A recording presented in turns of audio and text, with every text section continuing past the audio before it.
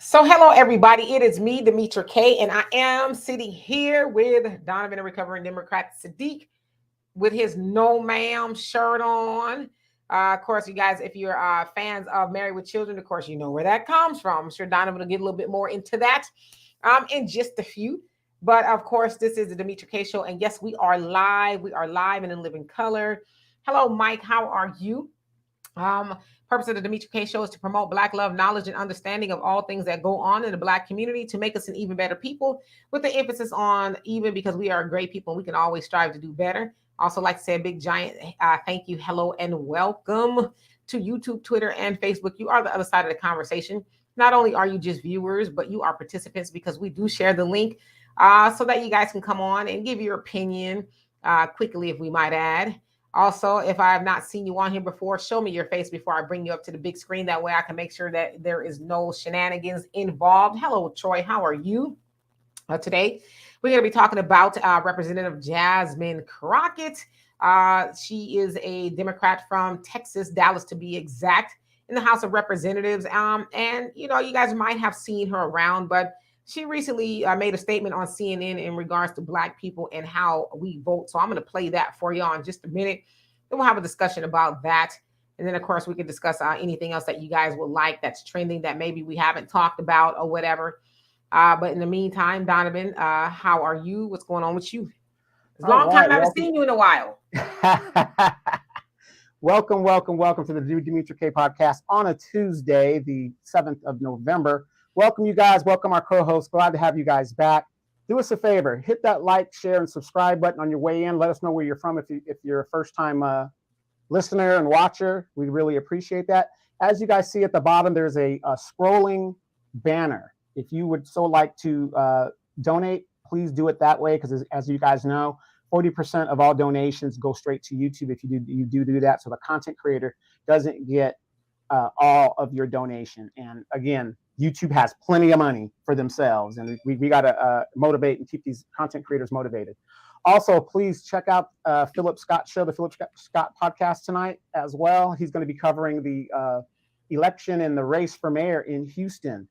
And also check out the African Diaspora News channel. Why do I keep harping on the African Diaspora News channel? If you guys want to know what's going on in the Black community and you really want to talk the way you want to talk and say it the way you want to say it, please download and upload on your phones and whatever thing you got, the African Diaspora News channel app. They have an app. You guys join it, become a member, and we can chop it up all day long over there with Philip Scott and the rest of the gang. Demetra as well will be putting up content there as we go today. This is going to be an interesting topic because we have, once again, ladies, the backbone of the Democratic Party. They love to soup you guys up. Remember that soup troop? But anyway, they love to soup you guys up about, you guys are woo this and you that. If the Black women are the backbone of the Democratic Party, why is Joe Biden behind in the polls right now as we speak? We have this new lady that has arrived on the scene. She's supposed to be a young and rising star in the Democratic Party. Whatever happened to those guys in, what was it?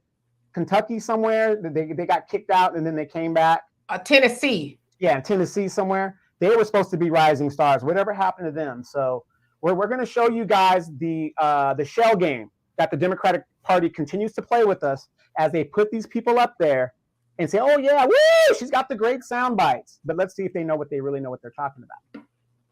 Absolutely. So Kimberly, how you doing? And hello to everybody else that came on here. You say how to donate. We have information at the bottom of the screen. If you want to donate, have Cash App, PayPal, and Venmo. If you so choose to do that. We also have ways on YouTube. I guess there's you could buy a super chat or something like that. So yeah, we have various ways, and thank you all. Okay, and so let's see here. Alan, how are you doing? Says greetings from Hampton, Virginia. So I see you guys are from all over. Patricia, you from Jersey. Let's see here. Yvette, you are from Brooklyn, New York. Kimberly, you're from Georgia. And Sudivan, how are you doing today? All right. Let's see who else came on here. And Fluffy Bunny, how you doing? You say anytime them start propping up Blacks to be leaders, be wary. Absolutely. So I'm going to show y'all this video that I actually saw right before I came on here, which is why I'm kind of late, because I was like, what the heck are we going to talk about? And I just happened to see this. So I said, okay, we'll talk about it. So let me find it, and then I will show y'all, and then we can have a discussion about it. All right, so here we go.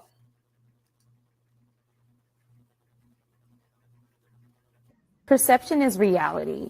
And so when you look at the data that was provided in this poll, it talks about how people feel. And when people decide whether they're going to the poll or whether they're not going to the poll, it's all about how you feel in that moment. And so while the facts may not align with their feelings are dictating their reality. Their reality is that they said that they feel better or they felt better when Trump was in office. But we've been trying to push back. We've got some very popular African-American artists that are out here saying things like, oh, I got checks when Trump was in office. I want those checks again, not understanding that that really came from Congress. So we've got a couple of things, the perception issue, and then we also have an issue as it relates to civics in this country and people not understanding exactly how any of this works. So again, that was Representative Jasmine Crockett. She is from Dallas, Texas. Sounds like she's fairly new, I guess. Now, you guys also may remember her a couple of months ago, and forgive me, I can't remember exactly what it was, but on the House, some hearing that was going on, she kind of low-key went off on, well, she didn't low-key, went off on, I can't remember who it was. Yeah, it was on the Biden laptop thing where they were talking about where's the evidence. Yeah, that's what it was. So she went off on somebody up in there, basically how dare them question the laptop, and we got other things going on. You know, they basically sent her to do that. Of course, they'll get a fiery, black woman somewhere in the Democrats and get out there and fall on the sword for them, and get everybody all riled up and distracted. But nevertheless, that was her basically saying that black people, we basically vote with our feelings instead of facts, right? We felt, y'all catch that? We felt like Trump did better for us, was better for us. Very dismissive of her because there's a lot of black people who says that I was better up under Trump. And of course, she says, we don't really know civics as much. Civics is learning about government and all that kind of stuff. Because it was actually Congress that wrote the checks or gave out the checks, the PPP loans and all the checks that came out during COVID. Well, that came out under the Trump presidency. It's just a fact. It did. Whether Congress did it or not, it came out under the Trump presidency. And so she's basically dismissing black people, by saying, and I'm paraphrasing, but this is kind of what I heard. Y'all ignorant. Okay. Y'all ignorant. And y'all don't know how government works, and y'all just feeling like Trump is doing better for you. But my thing is this, Miss Crockett, when black people talk about I'm voting blue no matter who, is that a factual thing or is that a feeling? Is that an emotional thing? I'm voting blue no matter who. That don't sound like something that came out in the government book that I ever read or any civics lesson that I've ever, studied or heard about. So does it just work for when black people are because let's keep it a buck. Black people are very emotional when it comes to voting, which is why we're in the situation that we're in regards to, politics in this country. But does it just work when black people are emotional and, Joe Biden, and Bill Clinton, the first black president? Does it work then? Or are you just, saying that because black people feel, as she said, that Trump was better for them? Now, the other thing, I'm going to give it to you, Donovan, and I'm going to acknowledge those in there. The other thing, they tell us we live in a democracy. We know it's more like a republic, but they always say, the Democrats talk about democracy's in danger, democracy is in danger. Well, if we have democracy, shouldn't I be able to vote whoever I feel like voting for, regardless of what my reasonings are? But see, y'all see the double talk, the double speak that comes from them. There she is sitting all up on high as a Democratic woman, admonishing black people because there's some black people that like Trump, and let's keep it a buck. They see the writing on the wall, as it said there, that Trump, if the election was held today, Trump would be winning, which in my opinion is why they got all these, trials and all this stuff going at him, because Trump is going to win. People are tired of Biden and Kamala and everything that goes with it. And it's not just Black people, it's a whole lot of people, but Black people are the reason that Democrats are in office doing anything at this point. And so she is, obviously a Democrat. So she's out there telling y'all, Black people, for lack of better words, y'all ignorant. Y'all need to understand how government works.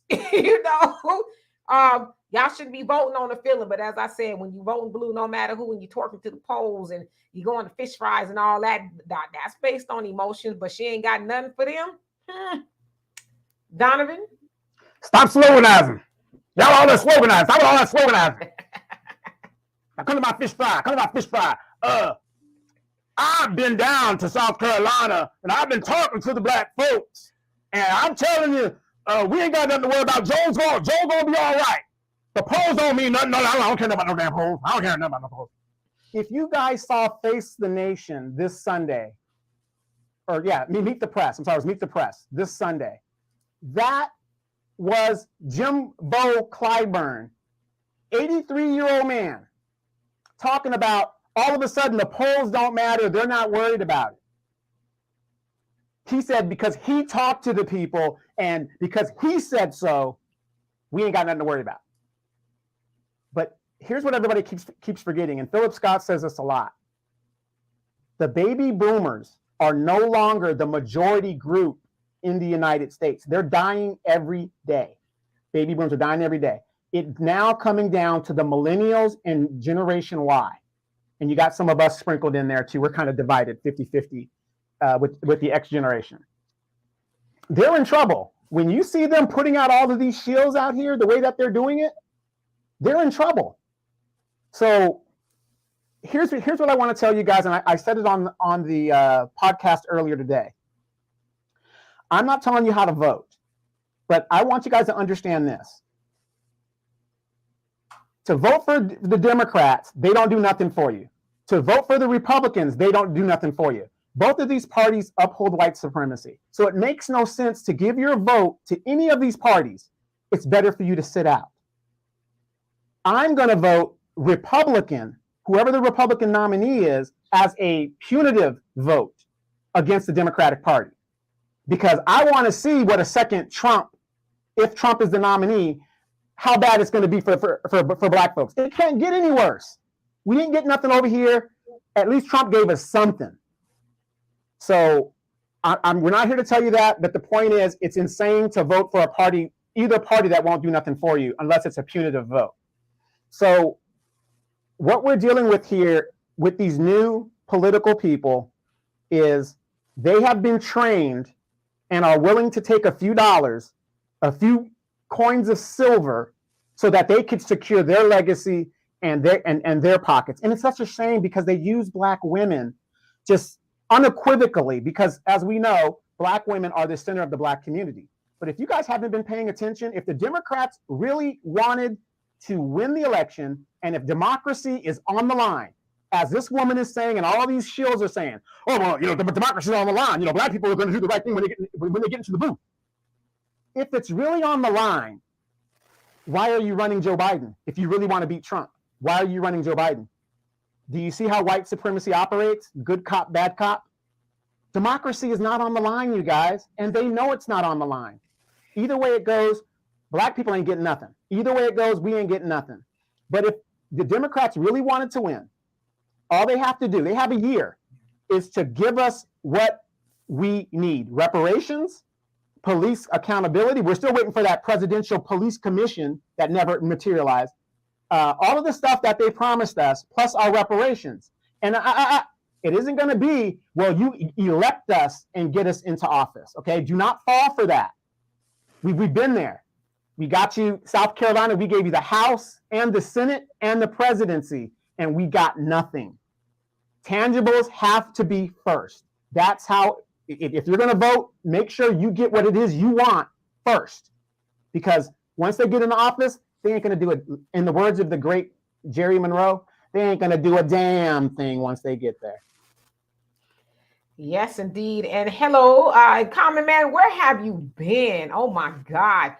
Kimberly, thank you so much for the donation. Love and appreciate you for that. He said he's behind because he's asleep at the wheel and then some, right?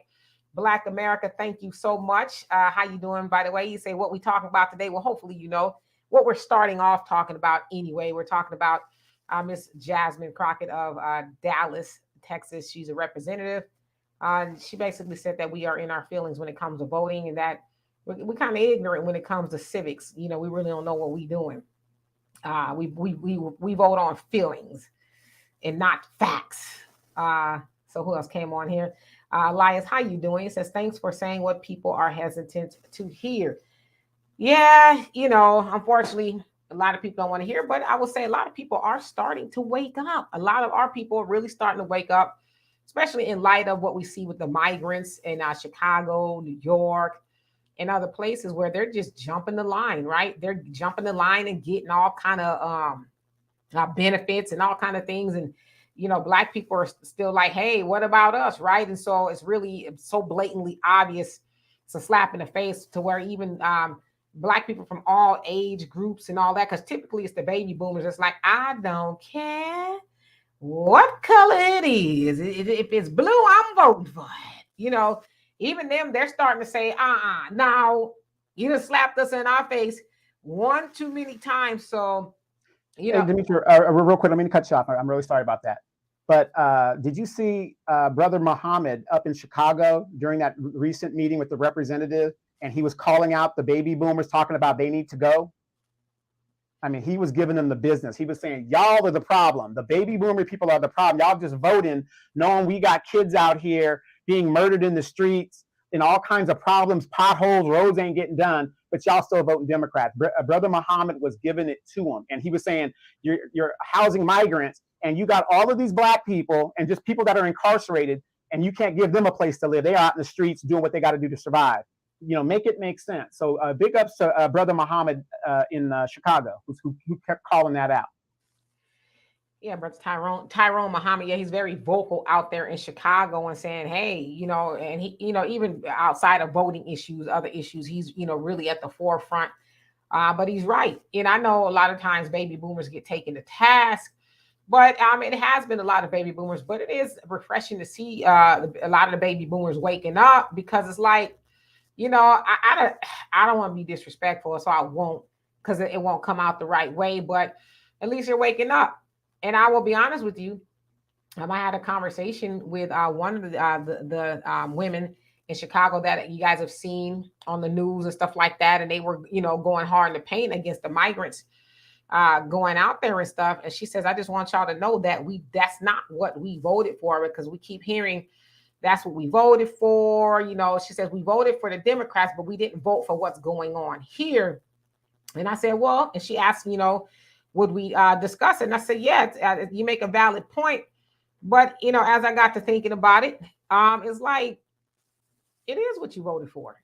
I mean, because it's, you know, and Brother Phil actually made a good point of saying this as well. It hasn't been a secret what the Democrats have been up to, you know, and people been ringing the alarms. Hey, you know, they're not really for Black people. They help everybody else on the backs of Black people. Don't do it. Don't do it. But see, it was kind of like a perfect storm, right? Because you had Trump and, you know, he was put up to be this boogeyman.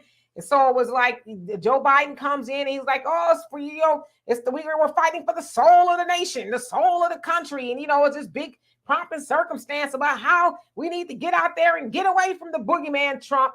And so it was just kind of all a perfect storm. And even to this day, you hear, you know, a lot of Black people talk about, oh, well, you know, when you trying to get Trump back up in there. And it's like that, again, to me, it's just faulty logic, because I'm saying something about Biden.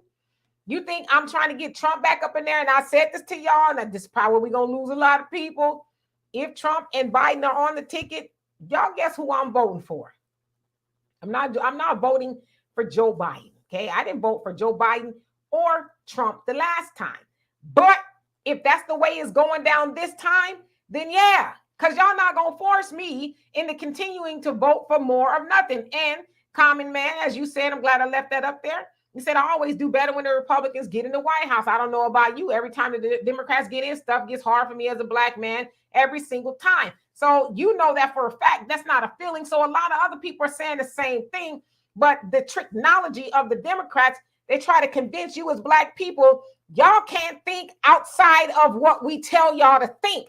That's why I was saying, when the black people run around talking about vote blue no matter who, I don't care as long as it's a Democrat.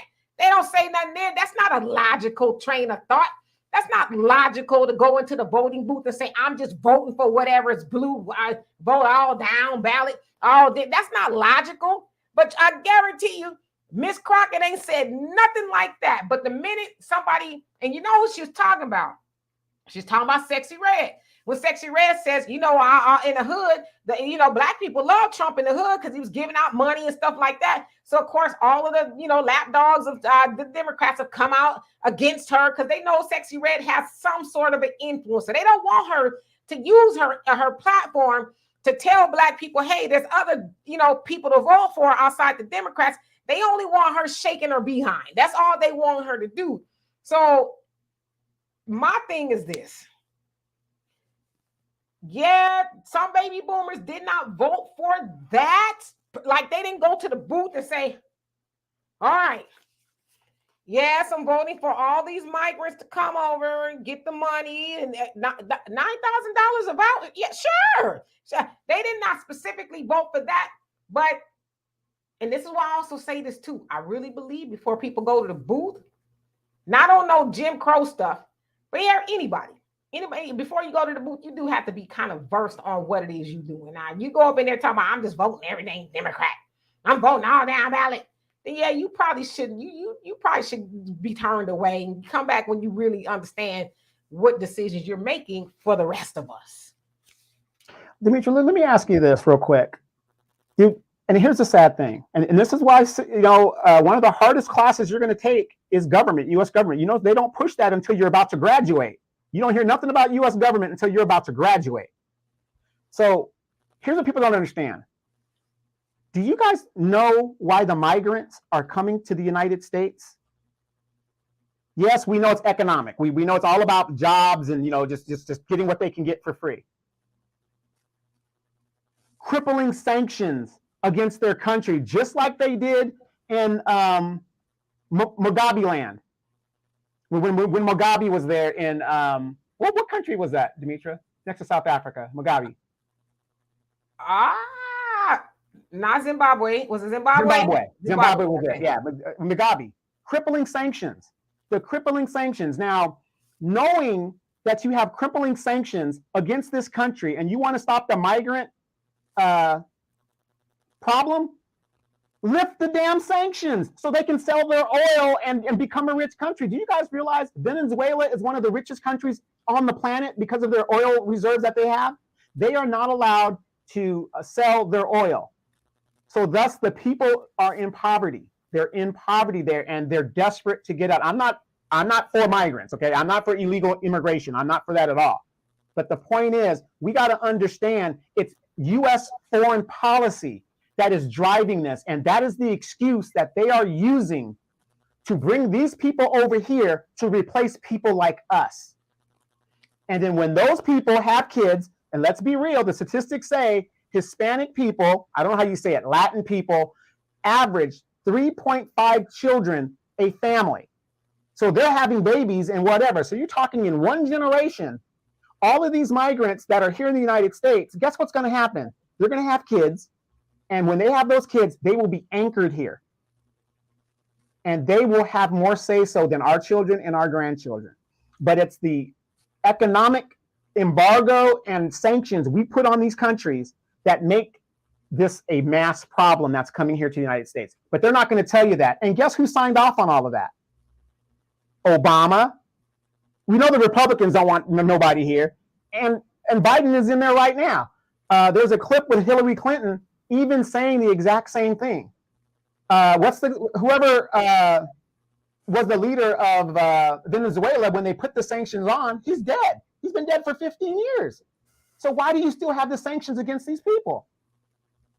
Very, very, very sad. Very, very sad. But we got to understand the whole process of this. And we got to understand, look at your Black representatives. I did a quick story on my Facebook channel, and I showed Sheila Jackson Lee's congressional record. This woman has had 14 terms, which is equivalent to 28 years in the House of Representatives.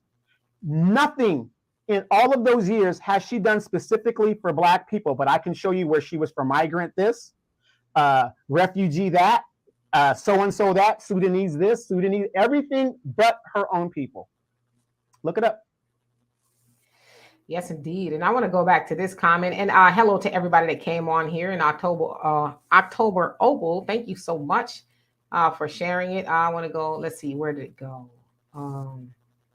Here, MC Fact, how you doing? It says there are a lot of younger people who are going against Blacks. Let's stop the age group bias. There are young Black Democrats that don't have a Black agenda. So it's not really a bias per se. I think it's kind of a fact that baby boomers, Black baby boomers do disproportionately, I guess, overwhelmingly, I guess I should say, vote for the Democrats. They have been unwavering up until recently, I would imagine, you know. So I don't think it's a bias. I just think we're just kind of stating what is, right? That's the party that they probably first voted for in the 60s, you know, when the civil rights movement and all that came about. So it's not a bias. It just is what it is. So we're starting to see them wake up and say, hey, you know, we have been helping to vote for nothing. Of course, them being with the civil rights generation, they have seen, you know, a lot of their family and friends and stuff die and all that kind of stuff due to trying to vote. So they've erroneously taken into the booth with them that my ancestors died for the right to vote. Well, it's like, no, they didn't. They died for you to get something for the vote. And that's never really just been fully explained. Oh, they died for the right to vote.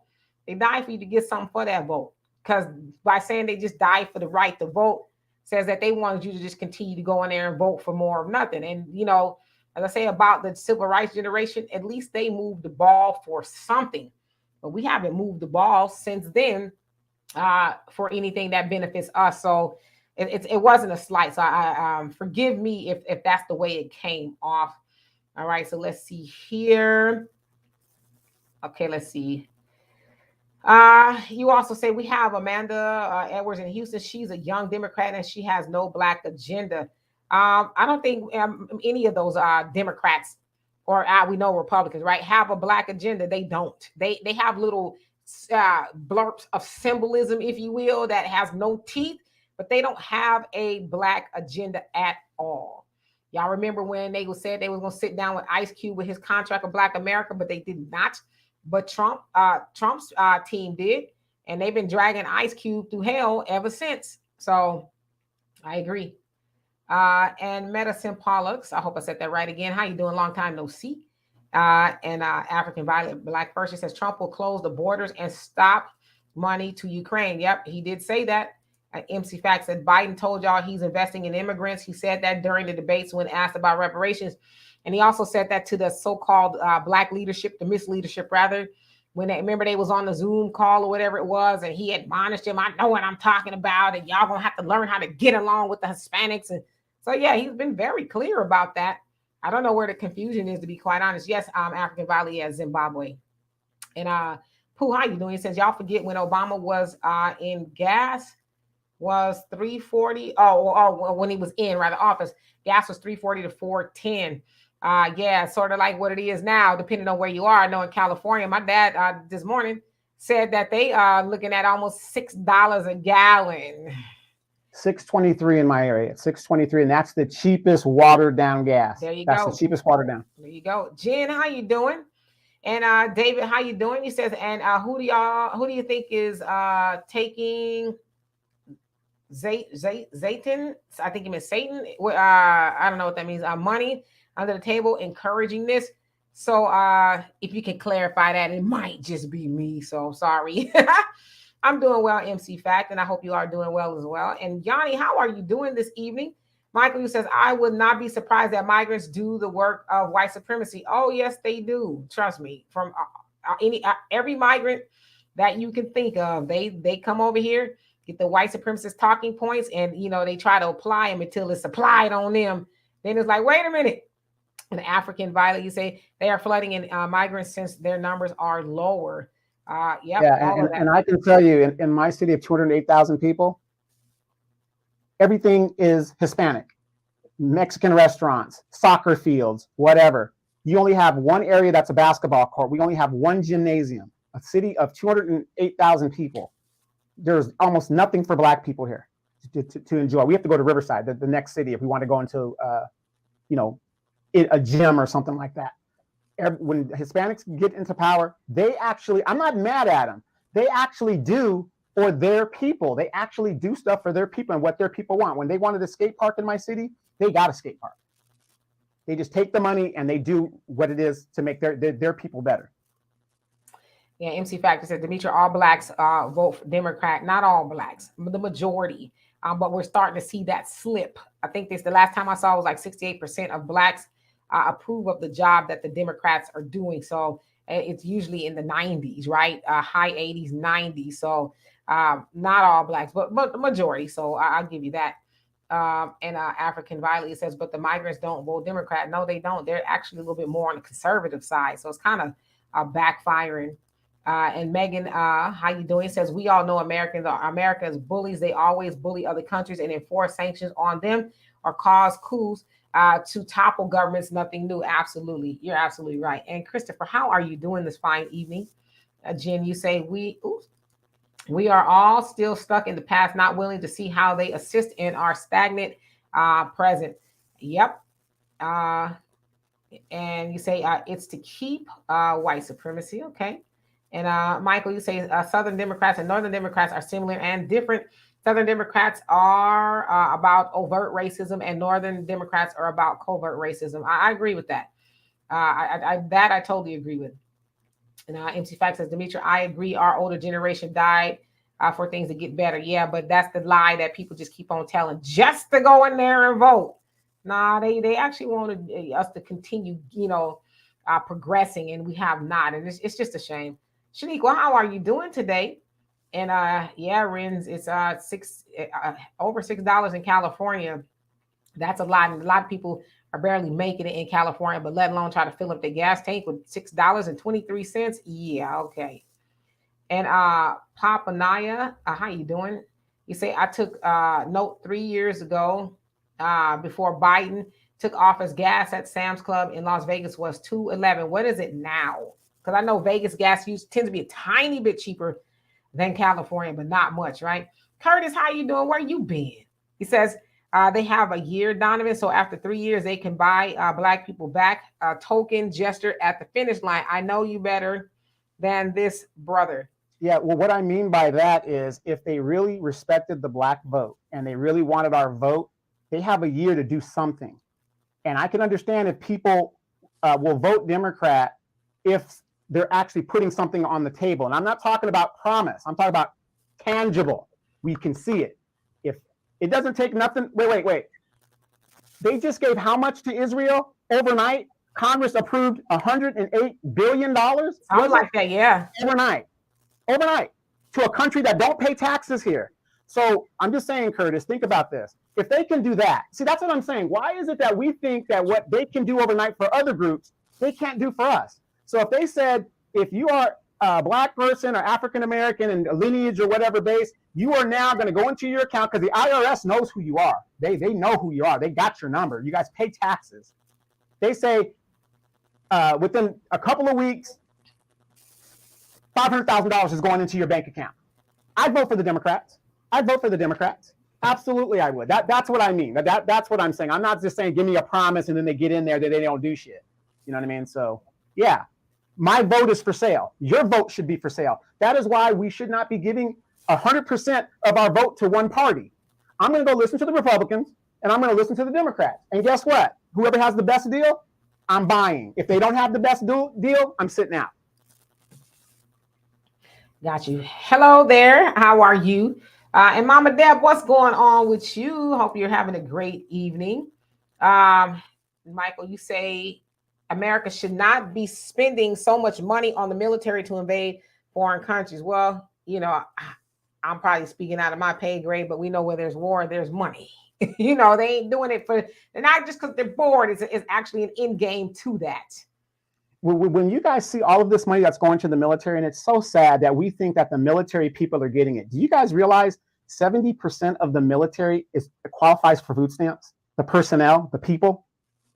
The money goes to the manufacturers, Raytheon, Lockheed Martin, Boeing. That's who gets all the money. And a lot of it's in research and development and all this other stuff, or when they sell arms across. Right now, that $108 billion package, that's in not just cash money, it's in weapons and parts and technicians. I mean, war is big money. It's big money.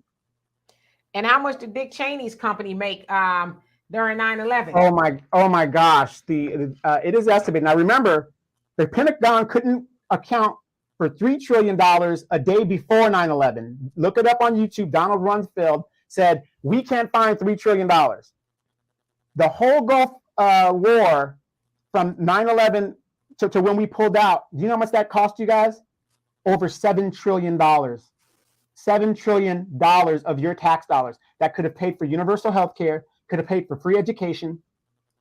It could have been a down payment for reparations. It could have done all that. $7 trillion gone, just like that.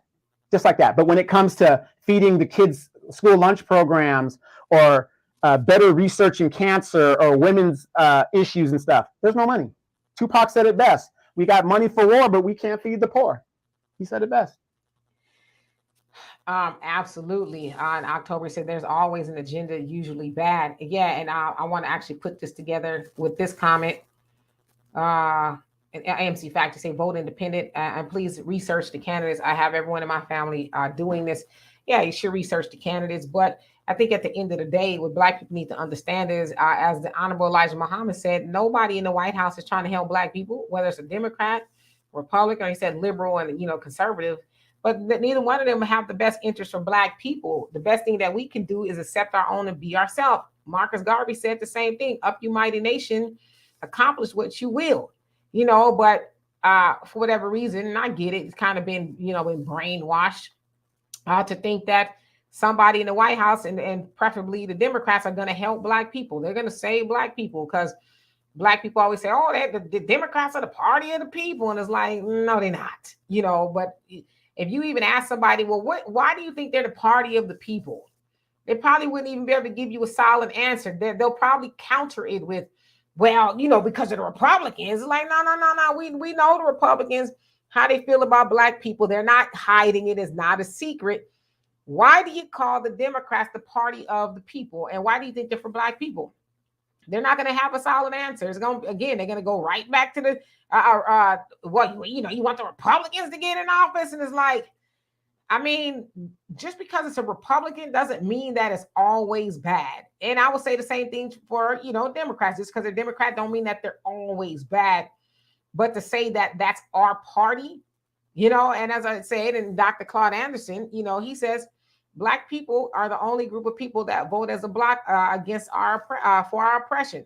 And no other race does that. No other race predominantly votes one way. You think of white people, they vote all over the place. They're not predominantly Republican. They're not predominantly Democrat. They have varying interests. But us, we're always expected to continue to vote for the Democrats, the party of do nothing for Black people. So, yeah, we should do our research. But at the end of the day, we should do like a lot of other communities do. Well, regardless of who's in the White House, we still got to save our house.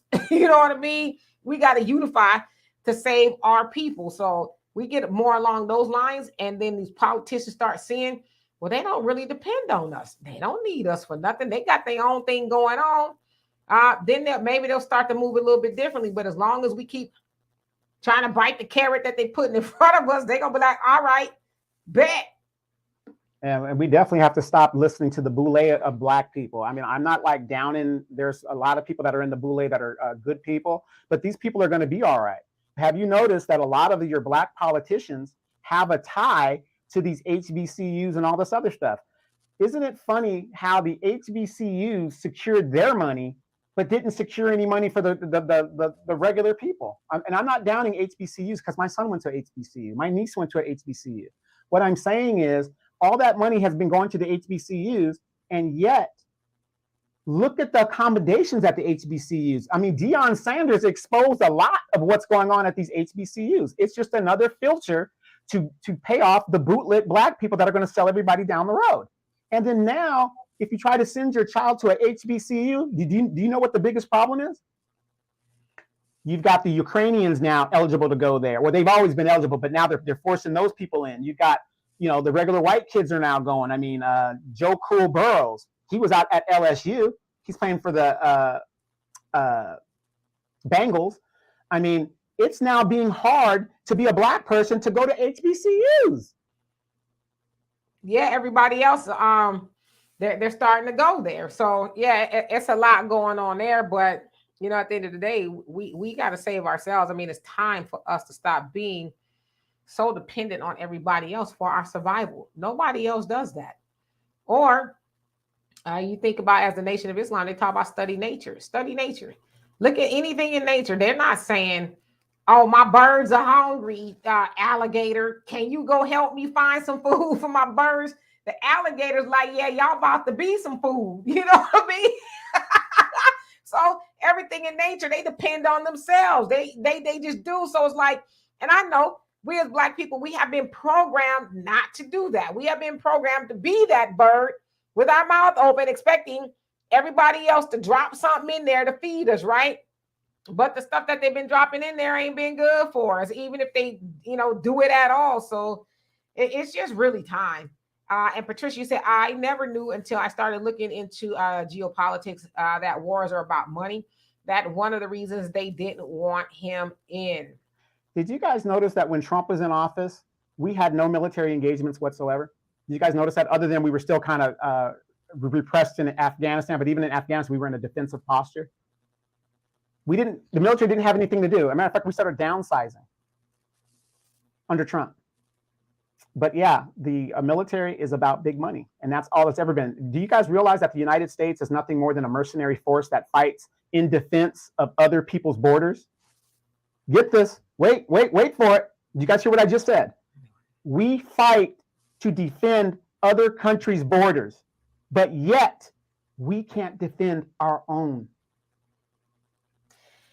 And Black America, thank you so much once again for the donation. You say Vegas hasn't been that low in 40 years. Stop it. How much is the gas in Vegas? Since you're there all the time, how much is it? And Sagittarius Goddess, how are you doing today? And Beverly, you say you didn't vote today.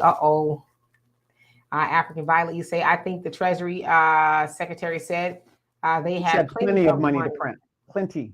Well, we see that, right? And Jenny says, exactly. Let's keep this momentum going and give them all pink slips. Yeah, let them get it out the mud, or have everybody else help them. Hello, Daryl. How are you? He says, hey, Demetri, just got here. We'll rewatch, replay. The new HBCU is more Latino oriented. Yeah, we're seeing that more and more. As one, I forget where it is, but they got a Latina homecoming queen, I think it is. Now, I don't know if they have universities for Hispanics, but I doubt very seriously you would see a Black woman being their homecoming queen or any of that kind of stuff. But us, we don't gatekeep nothing. Hey, come on in. Yeah, did you hear in Africa, there's an African nation where an Afrikaner became the face of Africa in a beauty pageant over there. I can't remember what country it was. Yeah, was it Zimbabwe? I think it was. It might have been. And the thing is, the Black people are losing their stuff because they're like, no. I mean, the white people are saying, oh, that's reverse racism. No, it's not. You can't represent an African country and you've got white skin. I mean, I just don't see how they can see that. But again. In Facts Not Feelings said, Black people are in an abusive relationship with these Anglo-Saxon empires. How the F could they find $100 billion for apartheid state overnight, but can't find $1 billion to help all homeless Blacks? It's not that they can't, they won't, and we ain't gonna make them. Listen, white supremacy by now with Black people is like, what y'all gonna do? Y'all ain't gonna do nothing.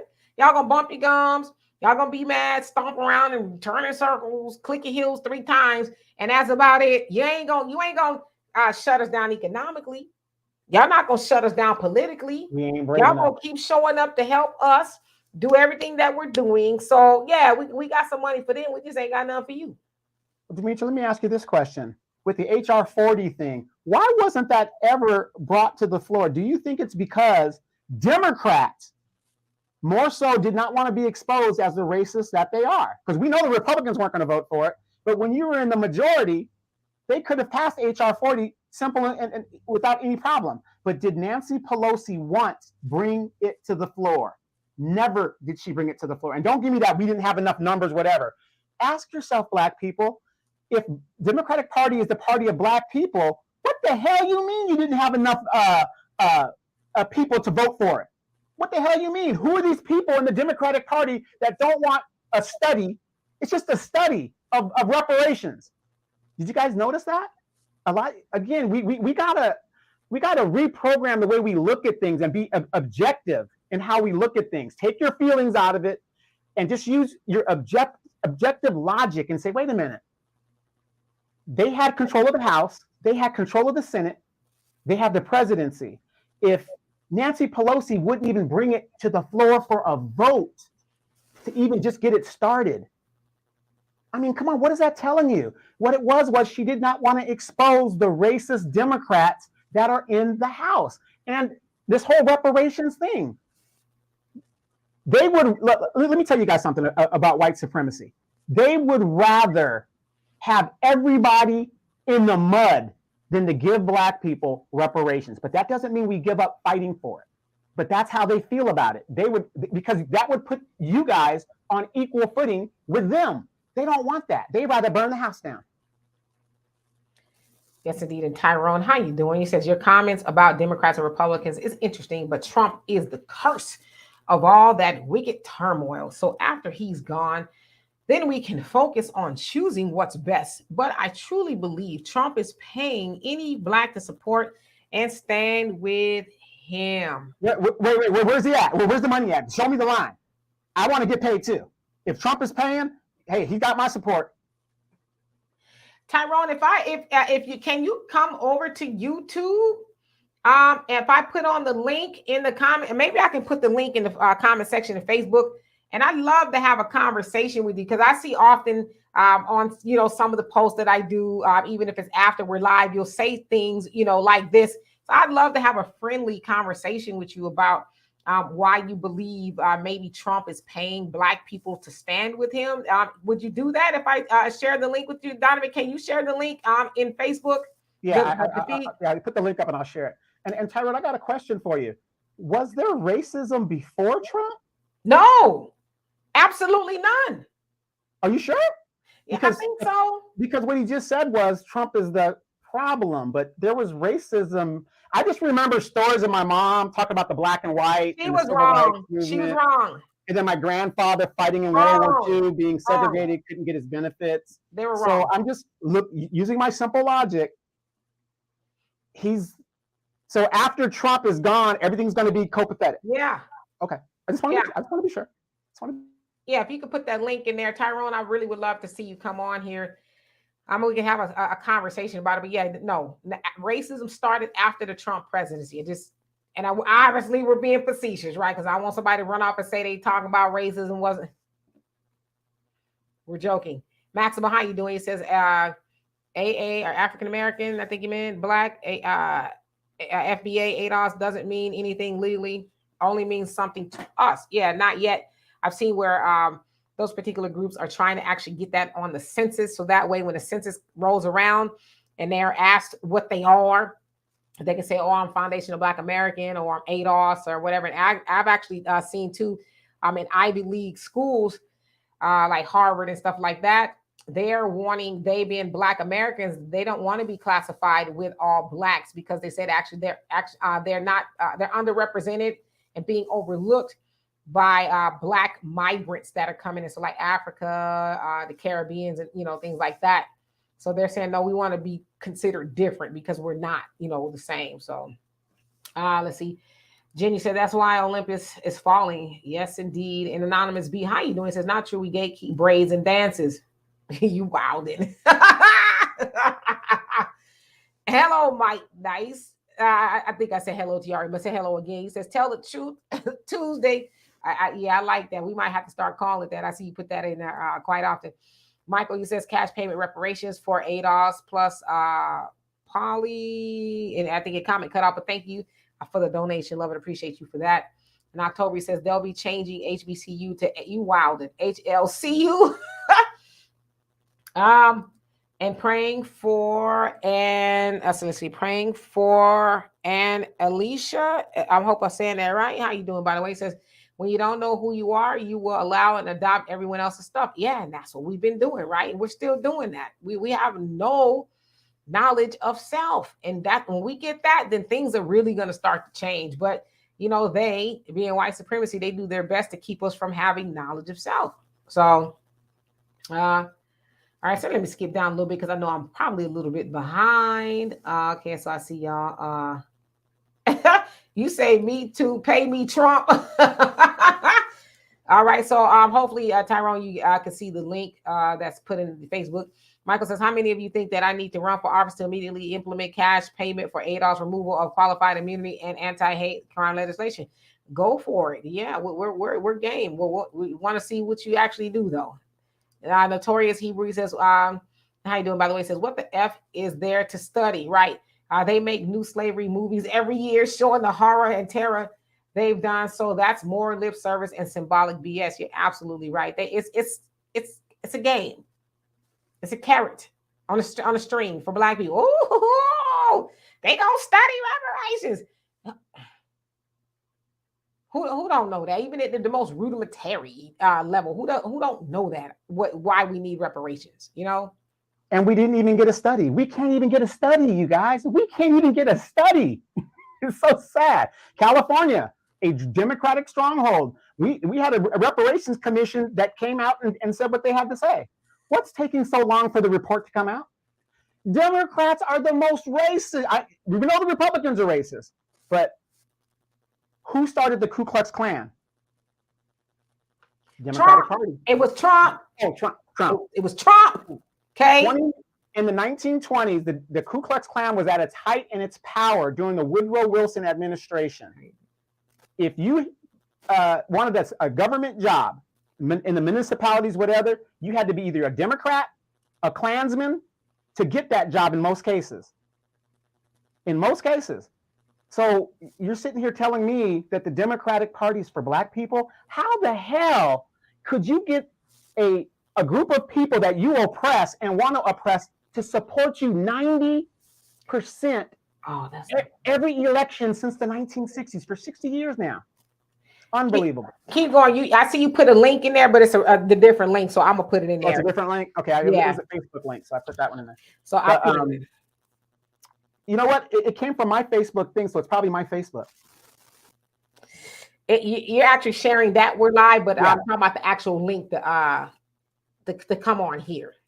You didn't share it. I shared it with you when you came on, but I'll share it right now. Okay. I'll do it. Yeah, don't worry. I'm waiting for the private chat. But anyway, you guys. But yeah, there's a lot of things we got to think about. And let's go back to the Gulf War and about the money. Okay, we're talking about the money. Have you noticed that when we talk about reparations, the first thing that comes out of white people's mouth is, well, how are we going to pay for it? How are we going to do this? Oh, it's going to bankrupt the country. Oh, my tax dollars.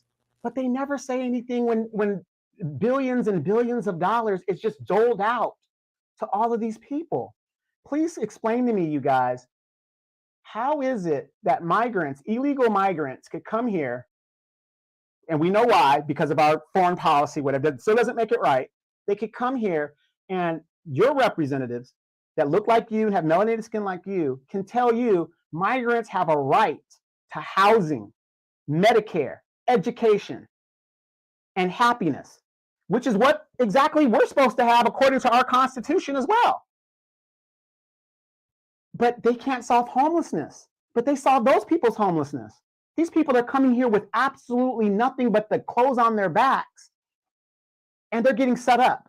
But when it comes to everyday Americans who pay taxes, nothing we could be done. How many of you guys remember 250,000 Ukrainians plus have been flown here and are subjected to the Social Security system that they never put into? I mean, are we doing our homework as Black people? I don't even understand why at this point we have not stayed in the streets as upset as we should be, because everybody else is doing it. Like look at all these Middle Eastern or Muslim Palestinian people that are in the streets, and they're staying in the streets, fighting for their people and fighting for what they want. We see something. We saw a Black man murdered, and we couldn't even get a George Floyd bill that was basically gutted out. I mean, we're the only group of people that just keep taking it. I mean, it's like Ice Cube said, no Vaseline. It's sad. It's just a sad thing. But go ahead. We got a lot of people that have a lot of comments. So let's get to the comments. Yes, indeed. And New Dawn arises. How are you doing? Thank you so much for the donation. Love it. Appreciate you for that. It says, in order for a system to work, all parties have to participate, and the system is working great against Black people. It's functioning on all cylinders. Yes, indeed. Thank you once again. Yeah, and I see y'all reference Al Sharpton. I guess he said we was immigrants as well. It's like, come on, man, you really tripping now. It's not even funny anymore. You know, they must be threatening to withhold his biscuits or something. I don't know. And Damon, you say Steve Coakley laid it out on the Black gatekeepers that to this day is holding Black people down. All right. And Mike C, you say that lady is crazy. You talk about the Representative Crockett. That's what we talking about. And Tyrone, I put the link in the in Facebook. I'm waiting for you to come over here. I'd love to see your beautiful face and have a conversation with you. But what do you mean that lady's crazy? I'm reclaiming my time. That wasn't crazy. You know, these little sound bites. Your girl, what's the chick in Missouri, St. Louis? Corey Bush. Yeah, Corey Bush. She's demanding reparation. Have you guys heard anything since? Have you heard anything since? All these sound bites that make y'all feel good. Ooh, yeah, girl, look, she fighting. Go look at her official congressional record. Nothing. Yeah, Notorious Hebrew, you're absolutely right. There are employed homeless people. They're the working homeless. There's a lot of people who go to high-rise buildings every day, punch in, and then they go and sleep in their car. Go to Planet Fitness and take a shower because the membership is $10. They go and shower there, and then they get up and do it all over again. So you're absolutely right. Because a lot of times when we think of in terms of people, they call it unhoused now. God forbid. You say homeless, which we know them as homeless people because it's become offensive to say homeless. Now you got to call them unhoused, but I don't think they are arguing about either one of it because like either way you describe it, we still don't have a house, right?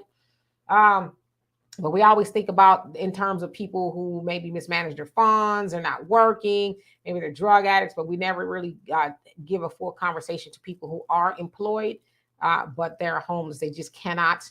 For whatever reason, as they say, a lot of people are living check to check. One, mishap, it's a wrap. $300 to $500 away from a very bad situation. Yeah, Black America, thank you so much once again. You say you don't know the party has changed since, you do know the party has changed since Woodrow Wilson.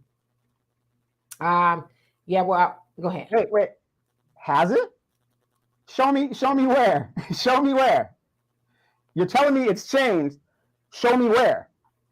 They still don't do nothing for Black people. Black people are murdered in the streets.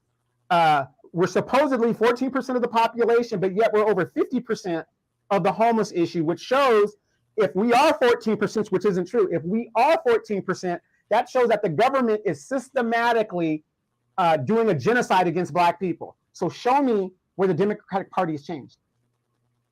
You had a Black president that was there for 8 years that did absolutely nothing for Black people, but he did for the LGBTQ, dreamers, so on and so on. Destabilized Libya, a fellow African, destabilized Libya, and now you have actual, real, live African slaves being sold in Libya right now, and African women that are being sold as prostitutes in Italy and the southern part of Europe. That's a fact. Mike, you say exactly. And Wilson hated Black folks. They all do. They all do. You also say that Congress lady has a strong delusion. Well, she's paid to get out there and, shame Black people for wanting to exercise their constitutional right to vote for whoever they want. If you're not talking about voting blue no matter who, then you're emotional, which I think voting blue no matter who is some of the most emotional things you can do. African Violet says 90% of our report is a good start. It was cash payments and lineage based. So you talk about the report in California. Is that what you're talking about? I saw you say it was about 1,000 pages, which they're like, who's going to read that? And I just put in there also, and you guys got to remember, the Democrat is slick. San Francisco had their own reparations thing. And so it kind of convolutes if you're not paying attention. I'm in California, so I've been waiting. That's not the state one. San Francisco, the city, had its own reparations thing. So that's probably where the confusion is. Hello, Steve. How you doing? It says, can we build ourselves up? We absolutely can. I got a quick question for you. And then how many Black people are in San Francisco? Not many. Like there you go. See what I'm saying? Do you see what I'm saying? I mean, most people can't afford to even live in San Francisco. Steve said, can we build ourselves up? Yeah, we absolutely can. We just got to get out of our delusion and thinking that we can't, because we've been taught and told even to this day, we can't, we need help. Don't get me wrong, but there's a lot of things that we can do. As we say, the Christmas season is coming up. Black Friday is coming up. And, we're going to have a lot of our Black selves out there running around the malls and Walmart, everywhere else, trying to sop up every deal we can, spending good money that we really should be saving for, just in general, or trying to, build up our community. But then January 1st come around, we're going to say we ain't got no money. Black people don't have no money. It's like, well, you had some a couple of weeks ago when you poured it into this economy, moving it from the red to the black, So, yeah, we absolutely can do it. We just need to start doing it, stop making excuses, and stop allowing everybody else to tell us that we are injured to the point of we can't do for self, because it's not true. Tyrone said the people who are coming over here to combat the Black vote. I don't know about. I'm waiting for you. I'm waiting for you to come on and click that link. I don't think there's that many people on Facebook, so the link should still be there for you to click, please and thank you. And William, you say the homeless are not worried about what they are called. That comes from politicians, right? And I'm telling you, it's along the lines of it's like certain things that we've been saying for a long time. Oh, that's offensive now.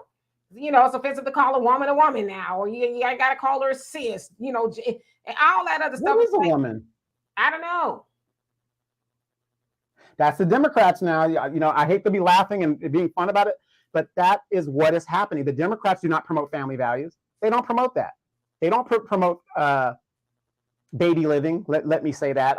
Everybody's got their choice. I believe in women's choice, whatever. But they don't promote baby living. They don't promote that. They promote an alternate lifestyle. I mean, this is what we're voting for. And you know what the sad thing is? A lot of us call ourselves Christians, and we're not a religious thing. I'm just saying. It blows my mind that we're Christians, but we don't follow that line. Yeah. Daryl, you say, it's not the baby boomers. I am 62. When I was young, the country was only Black and white. I understand. No, absolutely. Like I said, the baby boomers, they actually are the last ones to move the ball. We just haven't taken it any farther, and baby boomers, I would say predominantly are just voting the way they were voting back in the day, not realizing, hey, we've all been duped. And Patricia, you say they should have known Cori Bush was lying. They pulled her card when they started investigating her, right? That's how they do though. That and Jesse Jackson ain't been the same since. Jesse Jackson ain't been well, he's older now, but even before he got up there in age, he was yes. Before he was keep hope alive. Now he's okay. I am somebody. Tell it with me. I am somebody. Running for president and all that. Yeah, running for president, have Farrakhan and the Nation of Islam backing him up. And when they broke out that, no pun intended, that Trump card of that baby on the outside, bam! And they said to him, you know there's more where that came from, don't you, boy? Now get back on the plantation. And he been on there ever since. So that's what happened with Corey. She been quiet as a church house mouse ever since. Because before Eric Adams too. Notice Eric Adams was quiet. Yeah, because he got off the talking points too, talking about, well, it ain't right, and fighting with Biden, talking about y'all ain't helping us. Y'all got us, in the red over here in New York, spending all this money. You supposed to be sending funds. And they said, oh, for real? Open up his file. Oh, his campaign manager doing something funny with the money. Money from China. Wait, hold on. Let me tell you how cold they did it. Y'all better start paying attention. He was on the way to go. He was getting ready to get on the plane to go somewhere. And they said, damn, like, you playing spades, you got the ace of spades. And he said, put up the Baptist finger. I'll be right back. You won't be talking greasy no more. So but again, you guys, this is Democratic tactics. Democratic tactics. Now, I'm not saying that the election was stolen or anything like that, but the Democrats have been known to rig elections, not nationally, but locally, stuffing ballots. That ain't nothing new to the Democratic Party. Maybe allegedly. We're going to say allegedly for the sake allegedly. Like I said, I don't know about national elections. We don't know how true it is, okay? Sorry, let me skip down a little bit. We on here acting silly. Now, I'm going to say, Black America, I saw you say share the link. I'm waiting for Tyrone to come up on here. He hesitated. Maybe his link finger is broken or something where he can click the link. Maybe it's broken. I don't know. But you say Deuteronomy chapter 28 reveal all the hardships that we are experiencing. Okay, but the thing is, you said Trump is the cause of what Black people are. I'm just trying to understand. I'm 52 years old. Trump was in office 7 years ago. I've been experiencing racism since way before Trump. So I'm just trying to understand how all of a sudden it just happened to everybody. Dark Matter, how you doing? He says Black people don't understand. We have no friends. Dr. John Henry Clark, absolutely. But we think we do. We stroll into the polls in the name of the Democrats, and all that other stuff. It's amazing. It's nauseating, actually. You see the same old people coming up off the plantation, dusting off, the clothes and tipping their hat. All right, massa, I got it. Let me go out there and get these Negroes together. To keep telling Black people more of nothing. And they cannot speak about the Democrats without talking about Trump. They can't do it. And it's like, if the Democrats are all of that to Black people, why can't they stand on their own merit? Why can't they say, okay, you know what? I'll talk about the Democrats without talking about Trump. They cannot do it. Or they talk about all these things that may include Black people to a small degree, and then climate change and the environment and the water and it's like that ain't got nothing. Listen, we care, but we don't care. You write us a check, but that's how they try to include us. And when they send something on Mars, they gonna put a Black man on it, and that's for Black people. It's like, no, that's for that Black man. That ain't for Black people. So that's how they get down. And the Notorious Hebrew says the NAACP rejected them on behalf of Black people who asked them. All right, so let me skip down. So, and real quick, since we're talking about the NAACP, how many of you guys heard or know of the fact that the CBC met with Benjamin Netanyahu and okayed what Israel is actually doing out there in regards to their offensive against the Palestinian people? How do you differentiate such and such? And I don't know if we want to get into that, but I'm just letting you know, this is how powerful we are as Black people. If these world leaders have to meet with the CBC, even though they don't do shit for us, it goes to show you our influence behind enemy lines means something.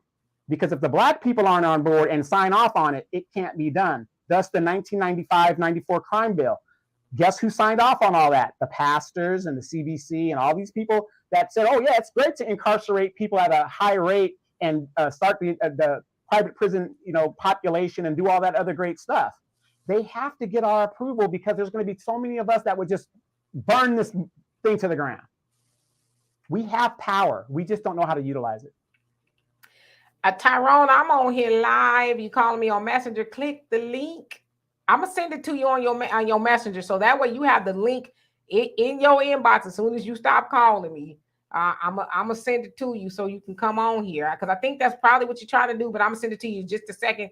Andrea, how you doing? It says our people should think about buying water and non-perishables. Can we not see what is happening?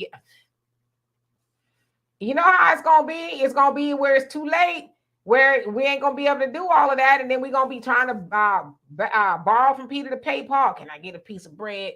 You got some beans you ain't using today? How about a little rice? No, because you've been hearing about this for a very long time, that it was coming down the pipes, but yet you wanted to party, you wanted to do all kinds of stuff. Whenever I go to the store, I buy some beans, I buy some rice, and I buy some water. My daughter thinks I'm insane. She's like, "We have enough water." I said, "Or do we?" So we have enough water till we don't, till the go down, and you like, I'm kind of parched, Mom. I can't survive off of a cap full of water a day because we rationing water around here. So absolutely. And Daryl, you say, I know, Mr. Mitra, but you youngsters need to go hard. Well, I love and appreciate you for thinking I'm a youngster. I really do. But yeah, you're right. The younger people really do need to get out there and make a difference as well. So that I agree with you. All right, so let me skip on down so I can catch up and be relevant. I do see everybody's comment. I'm going to acknowledge people I haven't seen so far. Kimberly, thank you so much for becoming a member. I'd love and appreciate you for that. Yay! All right, let's see. I'm reading the comments. Oh, I got to the bottom. All right, so let me go on and run Tyrone the link. I want nobody else come on here but Tyrone, because y'all understand. Tyrone be in my comments doing the most. You know what I'm saying? So now I want him to come on here so we can have a face-to-face conversation about, how he feels that Trump is, he started racism.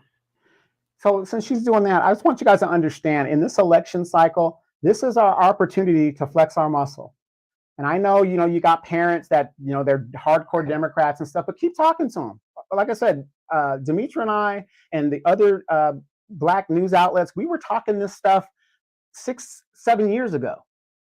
And now, people are kind of like realizing, yeah, we ain't got nothing, to where we're at. Black people are now a permanent underclass. There is no more wishing and all this other stuff.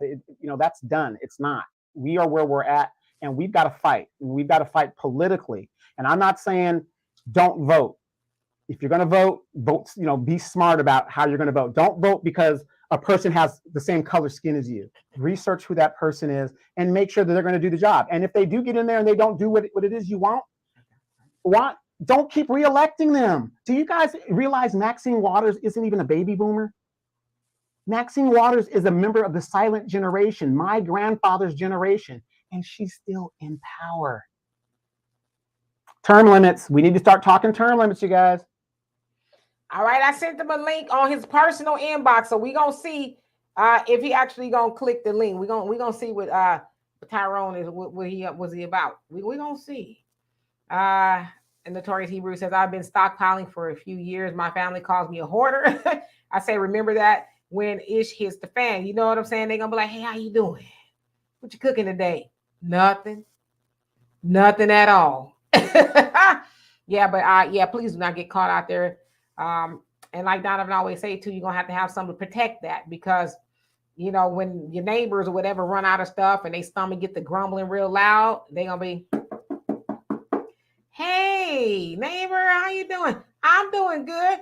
Can I get a little bit of beans and rice? Oh, no, I don't have any. Yes, you do, because we seen you coming in and out of the car to the garage to the store, and you had a whole bunch of bags. I ain't got none. Okay. And then next time they're going to come back, they ain't going to ask. They'll kick your back door open, and you need to be waiting there like Harriet Tubman. Can I help you? So, yeah. And then a lot of these people, it's kind of happened to me too.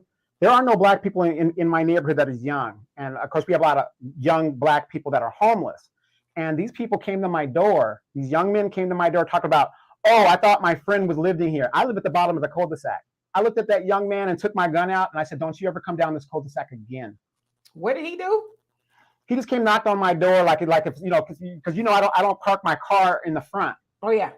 So, nobody knows if I'm home or not, so he came like, oh, I'm looking for my friend. Now, again, remember I told you guys, we don't even know who our neighbors are. Everybody knows me in the neighborhood because I'm one of the longest ones. That kid came down and I said, what are you talking about? I'm the only black guy in the neighborhood, basically. He's like, oh, I'm looking for my friend. Don't ever come down here and knock on my door again. Because what's happening is these people are going out there and they're testing to see who has what and what is going on. And if you're a single mom, or a single female out there and you don't have any protection, I mean, God forbid, let's say if I was a woman and that man wanted to come into my front door, it don't take much to kick these doors in. It doesn't take much. Yeah, Black America is saying 100% right, Donovan. We are a permanent underclass. You can't move out of the caste system. Yeah, and it's been predicted that we would be a permanent underclass. But do we stop trying not to be? You know what I mean? Or do we, try to minimize that as much as we can? That's why a lot of people too talk about they leaving up out of here. They going to another country. And praying for and Alicia, you say got water, land, food, chickens, and much dry powder. Okay, well, you're gonna be all right. Yeah, see, I'm mostly plant-based, so I could do without meat. I'm used to doing without it. I know I'd have to give me a lot of seasoning though, so I can season up beans and rice, different flavors and stuff. Because just eating them regular is like. And I see some of y'all. Are you using pink sauce? No, I ain't using no pink sauce. I seen some of y'all comments talk about eating birds and dogs. I ain't gonna be able to do that. I'm sorry. You will be surprised. I went to Sears school. You will be surprised at what you will eat when you are hungry. Trust me. I mean, I thought the same way. I went to Sears school. My instructor said, he's talking most to the guys. He said, if you're eating that, you can eat anything. I just can't do it. You know what I'm saying? I just use my imagination. It's a mind thing, and that's all it is. It's a mind thing. Trust me. That's all it is. Can't do it. Would you eat Belle? Yeah. If push came to shove. Why do you think I have her? I got her nice and fattened up just in case the thing hits the fan. Misty, all of my cats at a minimum have to be a minimum of 12 pounds. That's a week of eating for me. Trust me.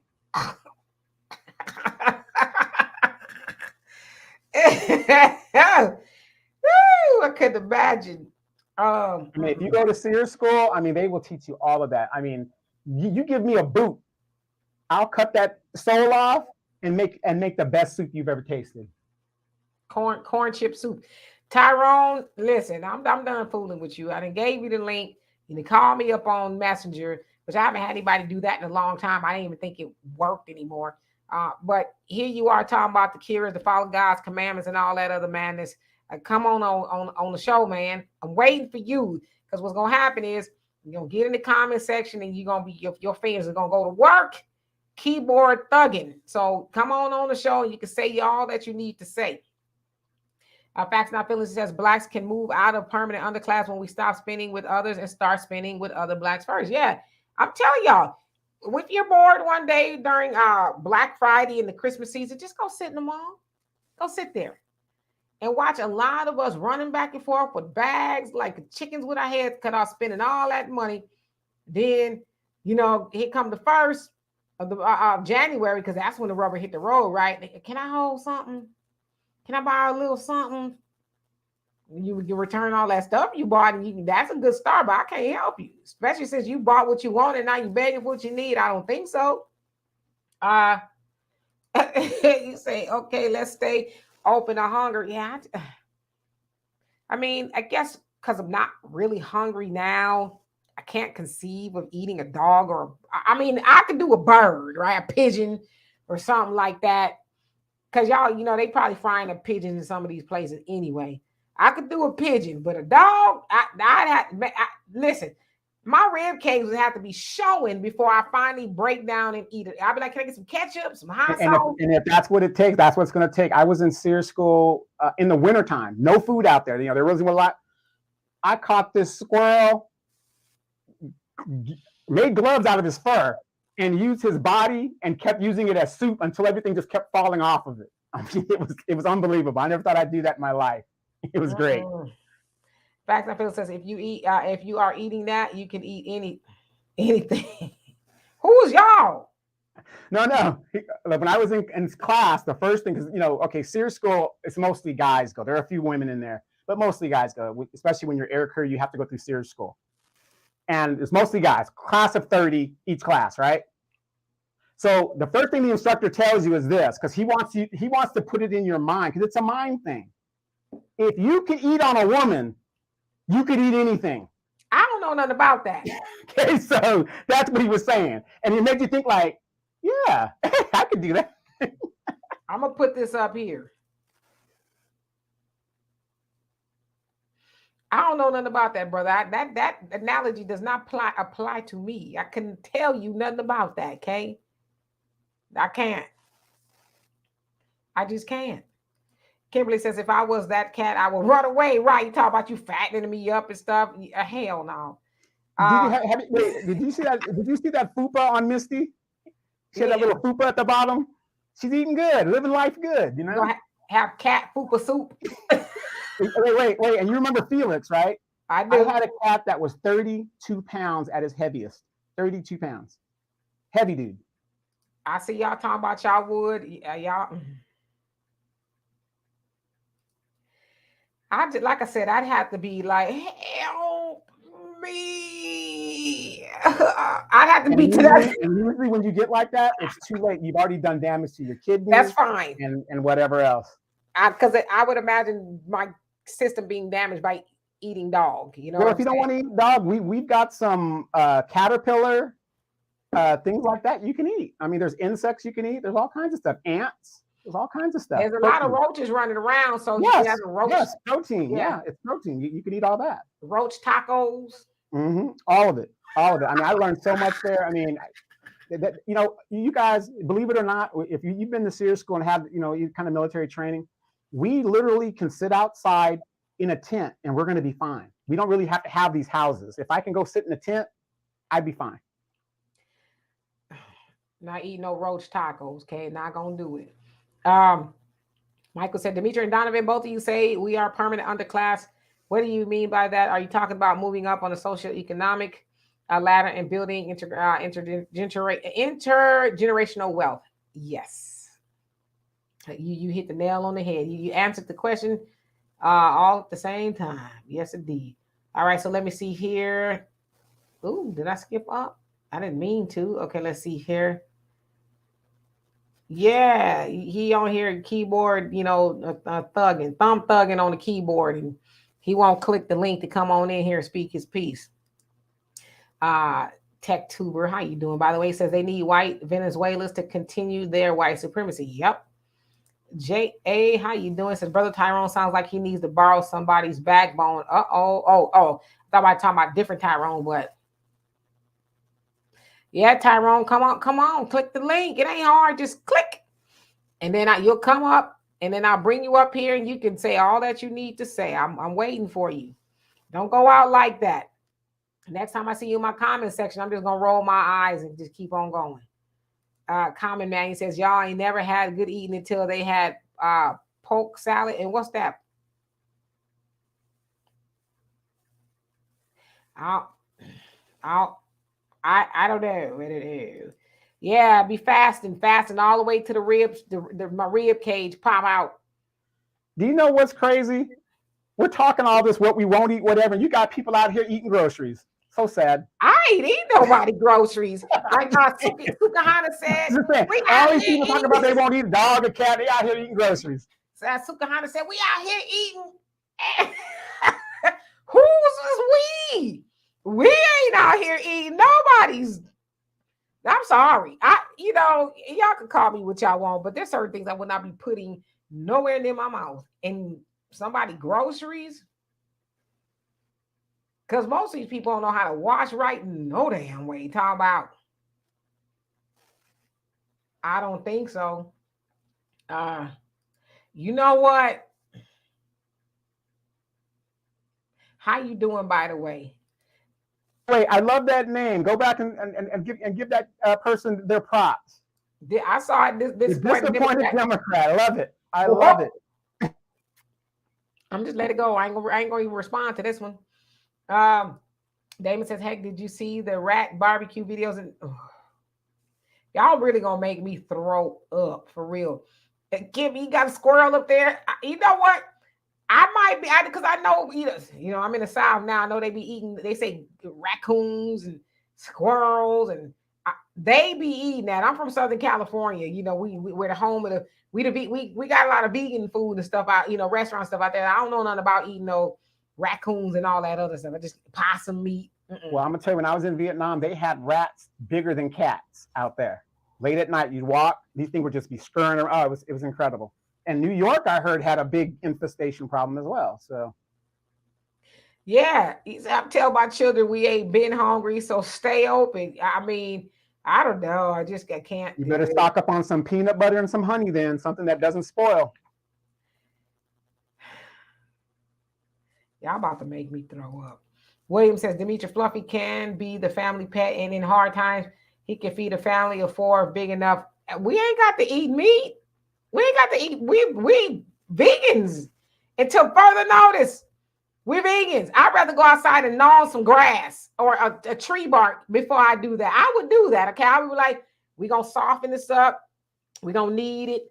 Get some, Lowry's and put it on there.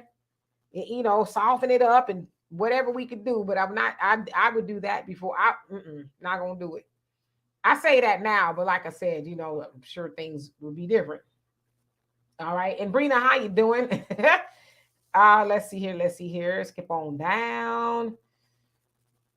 October, I don't know why the stream was tripping. Sorry about that. Yeah, I actually do need to start a garden. I don't own my house because I'm kind of like, am I going to stay in Texas or am I going to go back to California? So I really don't want to start a garden, but I do have, things that I store up in case the go down, or when it goes down. You know what I mean? So I think I'll be all right for a couple of months if the go down went down. But I do need to start some sort of a garden. That I do know. All right. So, and Yanni says, people cook squirrels dumpling down here just for fun. They cooking squirrel dumplings for fun. I remember one time Donovan, I thought he was lying, but he did not crack a smile at all. He talked about people be eating pig lips.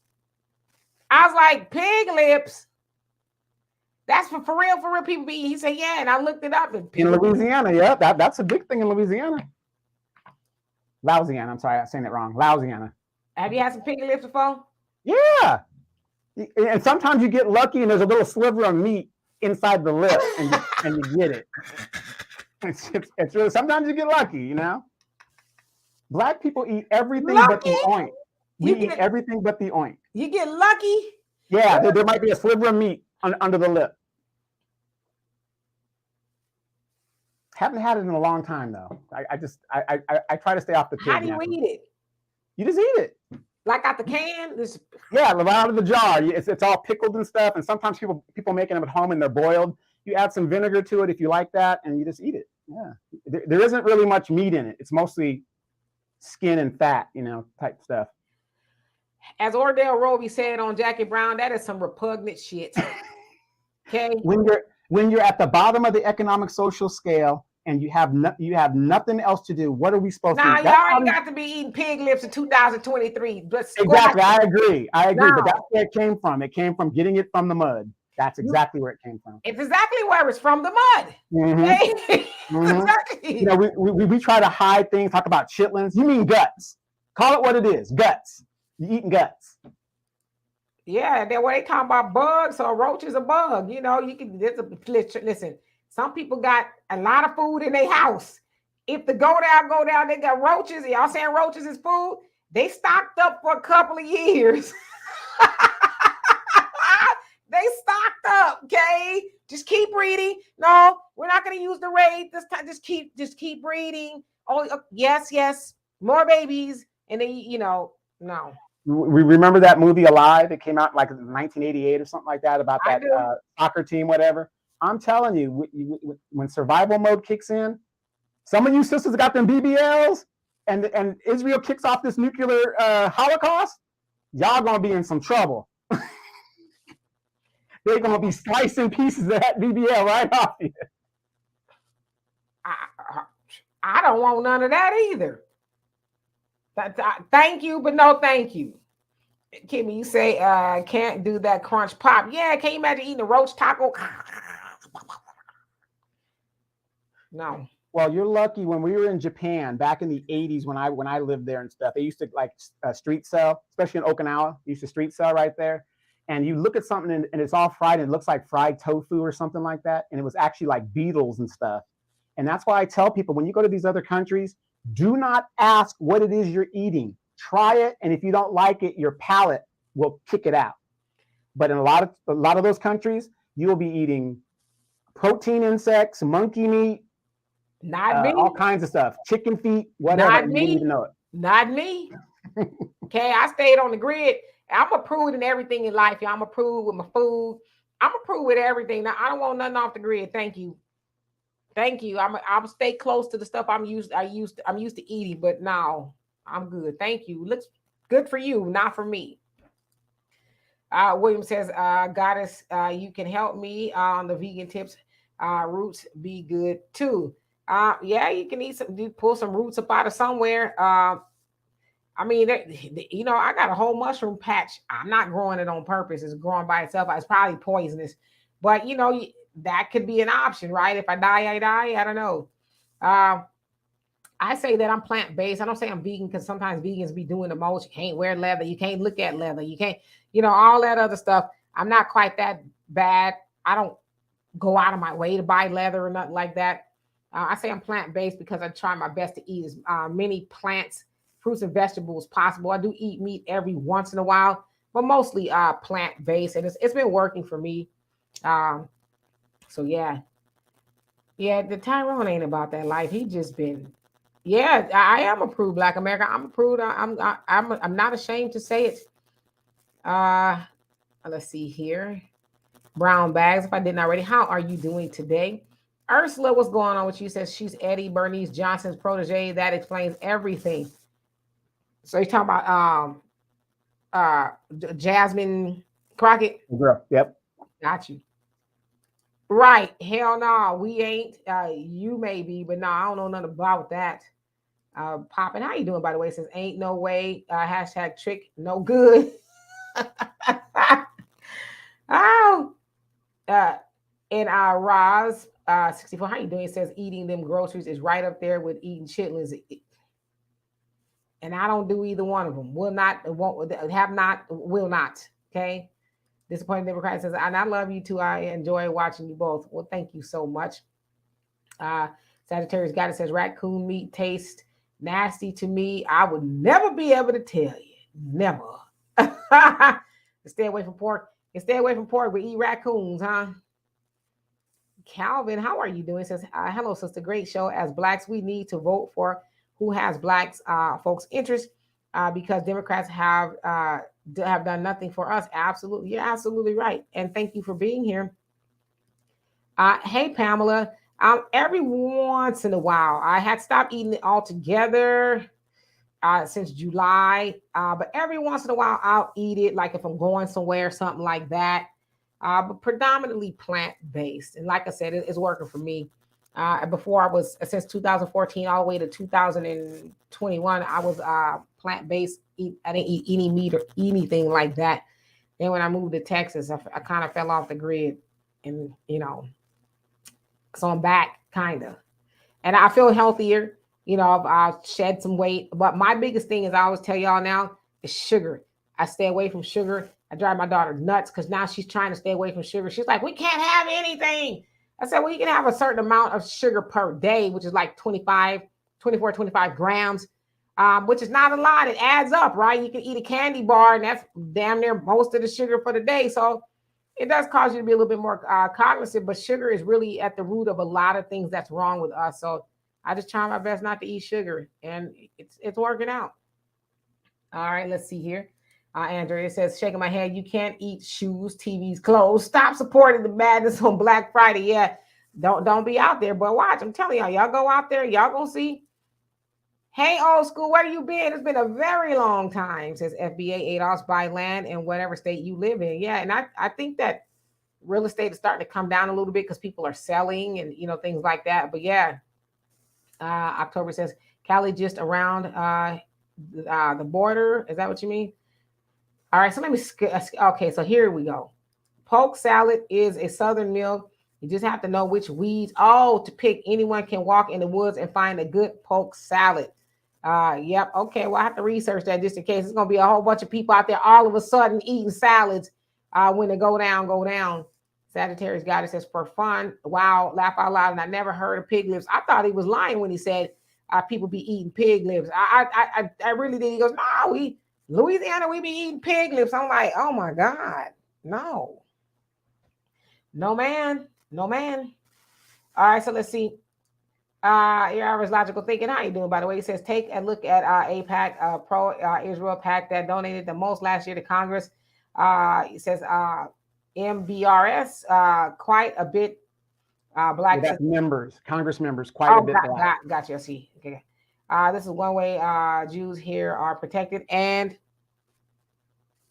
never mind. Are protected and get things passed, but we're not going to sacrifice. And yeah, very disgusting. I don't know what's wrong with Donovan and his people down yonder. Cracklins, yeah. We poor master. That's all we got. You know, when the master, he gave you the scraps. That's how it was in slavery. When he was finished, he gave you what was left, and we just loved it. Yeah, chorizo. That looked like it got all kind of stuff up in there. I'm really good. Yeah, I don't eat that either. A lot of people do, but not me. Facts Not Feeling says there are plenty of grains, nuts, beans that you can eat. Don't eat pork. Yeah, you eat pig lips on purpose? No. Yeah, because now at my age, pork is really hard for my body to digest. It just really takes a toll on me. So I try to stay away from it as much as possible. So. Yeah, Beverly, you're right. Stop buying all these expensive clothes. Buy survival food. Yeah, we're in survival mode because at the end of the day, when it goes down, being cute is gonna be cute for you. Okay. What? You want me to not buy the new Jordans that are coming out? Girl, I'm getting in line. Jeez. Absolutely. Tell me, I'm gonna go get me my new Jordans. You go eat them too. Okay, you try to eat them, see how they taste. Somebody gonna snatch them off your feet. He say, no, we don't want no BBL fake meat. I'm good. But just think, if some of those survivors back in the day when that accident happened had BBLs, those people could have stayed up there for 2 years. Yeah, I'm good on the BBL meat too. Tito, how you doing? Since I never thought I'd eat possum, but possum is good. I'm telling you, I'm one of those people. I just ain't doing it. I'm not. Demetra, remember when my mom came here and she brought a possum with her, a critter with her, and I told you she made it. And I had my niece and her boyfriend come over. And I didn't tell them what it was because Grandma was cooking, because Grandma could cook. And it was critter. And they didn't know it. And they were like, critter. Yeah, it was a possum. I call it critter. We eating critters. We out here eating critters. Yeah, they didn't know it because it's like, here they are eating. And I'm just sitting there like this. They go like, Uncle, aren't you going to eat? I was like this. Mm-mm. And you fed your niece and her boyfriend critters? You going to hell. Did. My mom did. I didn't. I just sat there and didn't say anything. I'd have been fighting your mom and she'd have fed me some critters. Well, just think about it. Look, I came home and I opened the refrigerator and the freezer, and there's this possum in the refrigerator. My mom had it all the way from Louisiana with her? She brought it all the way from Louisiana to cook it up in the kitchen here. Where'd she get it from? I don't know. It could have been a roadkill for all I know. I'm not saying it was like sitting there, like she probably killed it or something. I don't know where she got it from, but most likely roadkill. Angelique said, I ate chitlins as a kid, but I've been vegan quite a while now, and I love it. Yeah, you feel good. You have some nice fresh fruits and vegetables going throughout your body, and your skin is nice, your hair is nice, you have a lot of energy. It's nice. Like I said, every once in a while I eat some meat, nothing too crazy, but I like being predominantly plant-based. I just feel much better. But like I said, sugar is something that I stay away from. I wish I would have known that the dangers of sugar and really researched it a lot sooner in life, but it's never too late. But yeah, sugar is like garlic to a vampire. To me, I'm like, sugar, how many grams does it have? My daughter's like, are you serious? Yeah, I'm dead serious. I don't want that. No, thank you. All right, so let's see. Let's get down. I am hot. I am burning up. Let's see. And Pamela says, okay, That's good to eat healthy like I do. Well-balanced meal I have. Yeah, you got to try to eat well-balanced meal as possible. And Poppy says chitlin wrapped corn dogs on the. Y'all doing too much. Now y'all doing too much. Chitlin wrapped corn dogs. I was busting out when I read that. So that was a good one. I think you're playing. Hey, Easy. I think you're pulling our leg now. Chitlin wrap. How do you even wrap chitlins around corn dog? You fry it? Like what is that exactly? Oh my God. Yeah, no. Okay, let's see. Let me skip down. Van Tran. Yeah, so let me ask you this, Demetria. With this young lady gaslighting Black people, what do you think is the end result of what they're trying to do here? Because they've tried everything and it's just not working. That's how sweaty I am, y'all. That this paper towel has stuck to my head. That's how sweaty I am. What's going on here? It's a hot flash. It's terrible. Hot flash. It is. It's a hot flash to where you just like somebody turn on the oven and you just start dripping sweat. So basically, that is your body saying that your birthing years are done. You are now officially a senior person.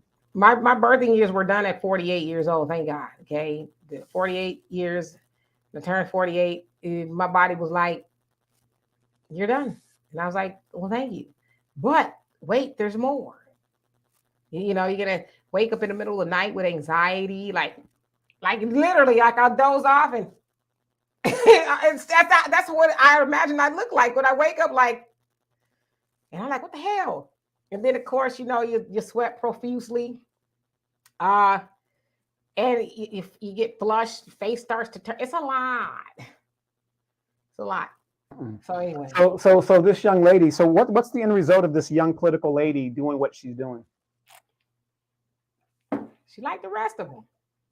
She getting the bag. She's enriching herself to tell Black people how idiotic they are for being emotional. But as I said, when they run around talking about vote blue no matter who, she's like, yeah, vote blue no matter who. Right. So I got another question for you. If the Democrats wake up and realize they cannot win with Biden, by the way, Trump is only 3 years younger than Biden, should they run Kamala Harris, in your opinion? Is this a trick question? I'm just saying, though, she's a woman, girl power. We gotta get behind the girl. You know, these men ain't doing it right. Only women can do it. I mean, we already got Tanji Brown. Look how much she's done for the Black community. Who? Tanji Brown, Supreme Court Justice. Is she a woman? I don't know. What is the definition of a woman?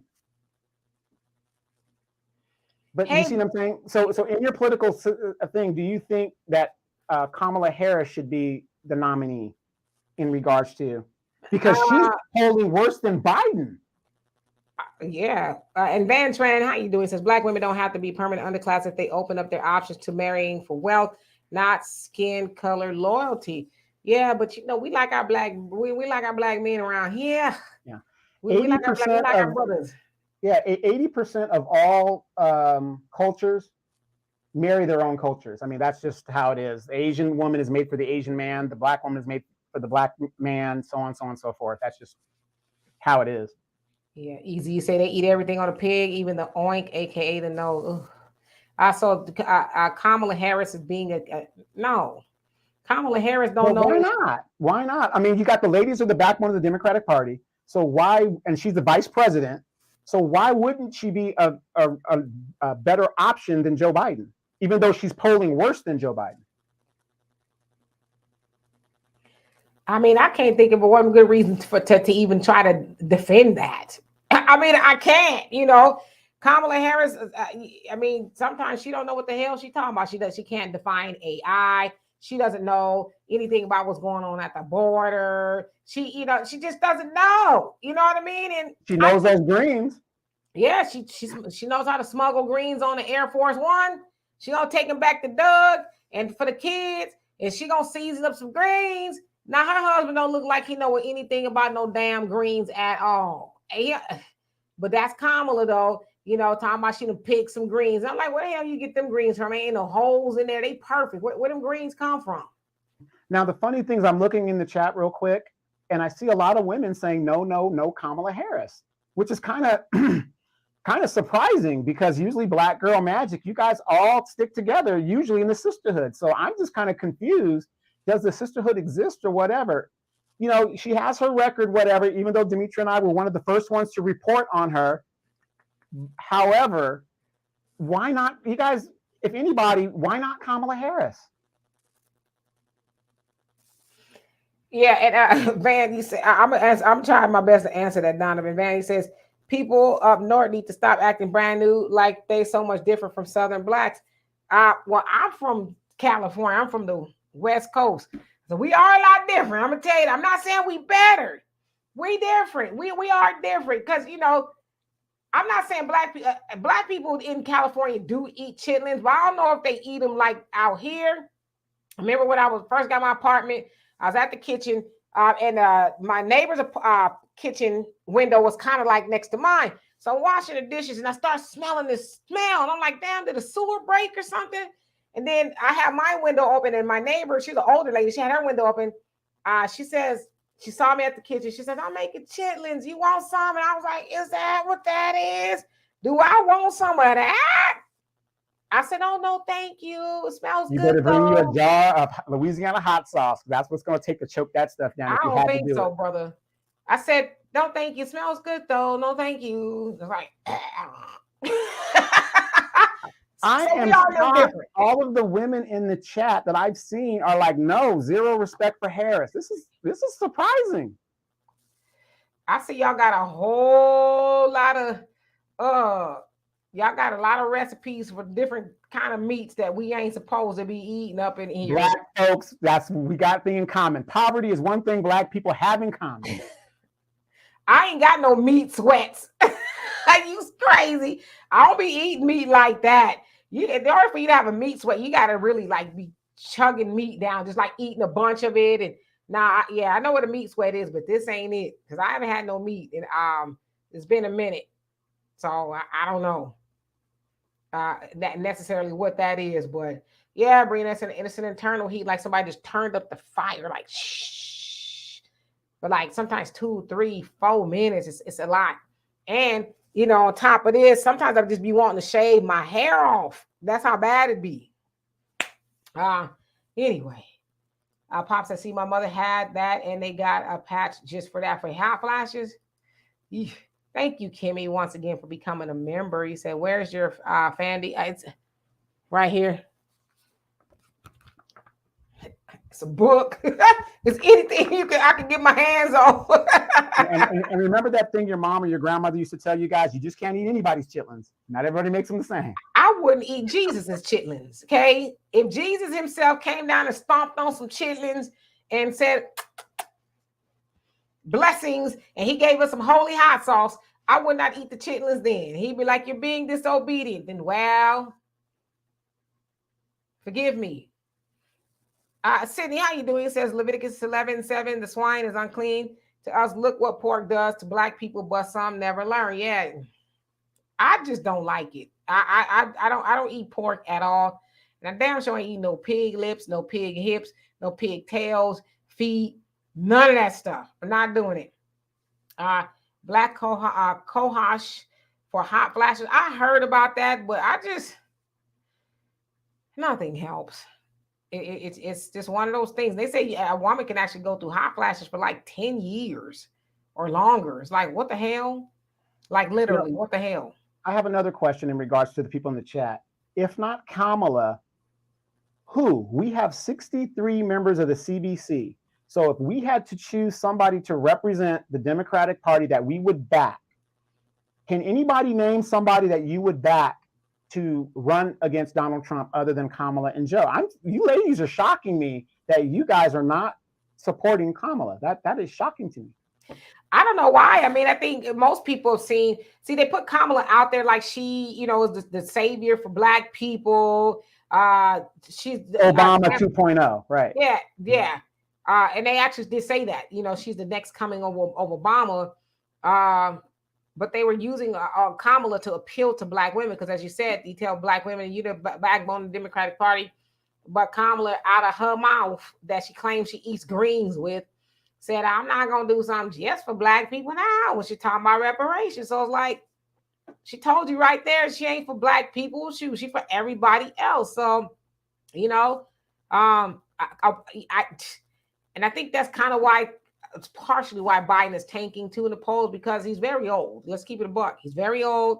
He don't know where he is half the time. Got a lot of stuff going on. And if something happens to him while he's in the president, then Kamala's going to take the helm. She's going to be like, now that I'm in the, so a lot of people are freaked out by that, including a lot of Democrats. They just know that Kamala is not ready. She's just not. They talk about how she giggles and wiggles all the time. That's what she does. She don't know an answer to something. She laughs. Well, with her record against black people in California alone, would she ever be ready or be acceptable for us as somebody to lead? What do you think? Would she be acceptable for somebody as president? Yeah, somebody to lead. I mean, with her record that we know of being from California, would that be somebody you would want to put up there in regards to leading the nation, knowing that she is, if you're a Californian and Kamala Harris when she was here as AG and all that other stuff, this woman was not for black people. She was locking people up. Even after the Supreme Court told them to release them, she wouldn't do it. This woman was anti-black, and yet black women supported her wholeheartedly. You're the woman and all that other good stuff. You can do what you want. But if you didn't know her record, and it's so sad that when people did find out what she did in California, they were like, oh, I didn't know that. But you already did the damage. She's occupying the seat. You know what I mean? So I don't know. No, I mean, Kamala, in my opinion, she doesn't like black people. She pretends like she does, but she don't like black people. If you like black people, you actually help black people. Kamala really just started being black in the last couple of years. You know what I mean? She hasn't really identified as black up until it was fashionable for her to do that. So I don't think she likes black people very much. She tolerates black people. 50th hip hop anniversary, she's like, okay, the Negroes got to come to my house. All right, how long do they got to be here? So she puts up with black people, but I don't really think she likes black people. Hey Sanchez, how you doing? Well, for the fellas, Montel Williams was knocking that out of the box. So it was Willie Brown. You stupid. Angela says, Demetria, try to eat more soy in your diet, such as soy milk or tofu. The plant estrogen will help with those hot flashes. Avoid caffeine, foods, and chocolate. Yeah, I wish I could eat some chocolate. You know how much sugar chocolate got? I would tear some chocolate up. So Mr. Wonderful wasn't chocolate enough for you? Huh? Who's Mr. Wonderful? Mr. Wonderful wasn't chocolate enough for you, Who's Mr. Wonderful? Mr. Wonderful. Mr. Jackson. I ain't had a Mr. Wonderful in like 3 years. I don't know who you talking about.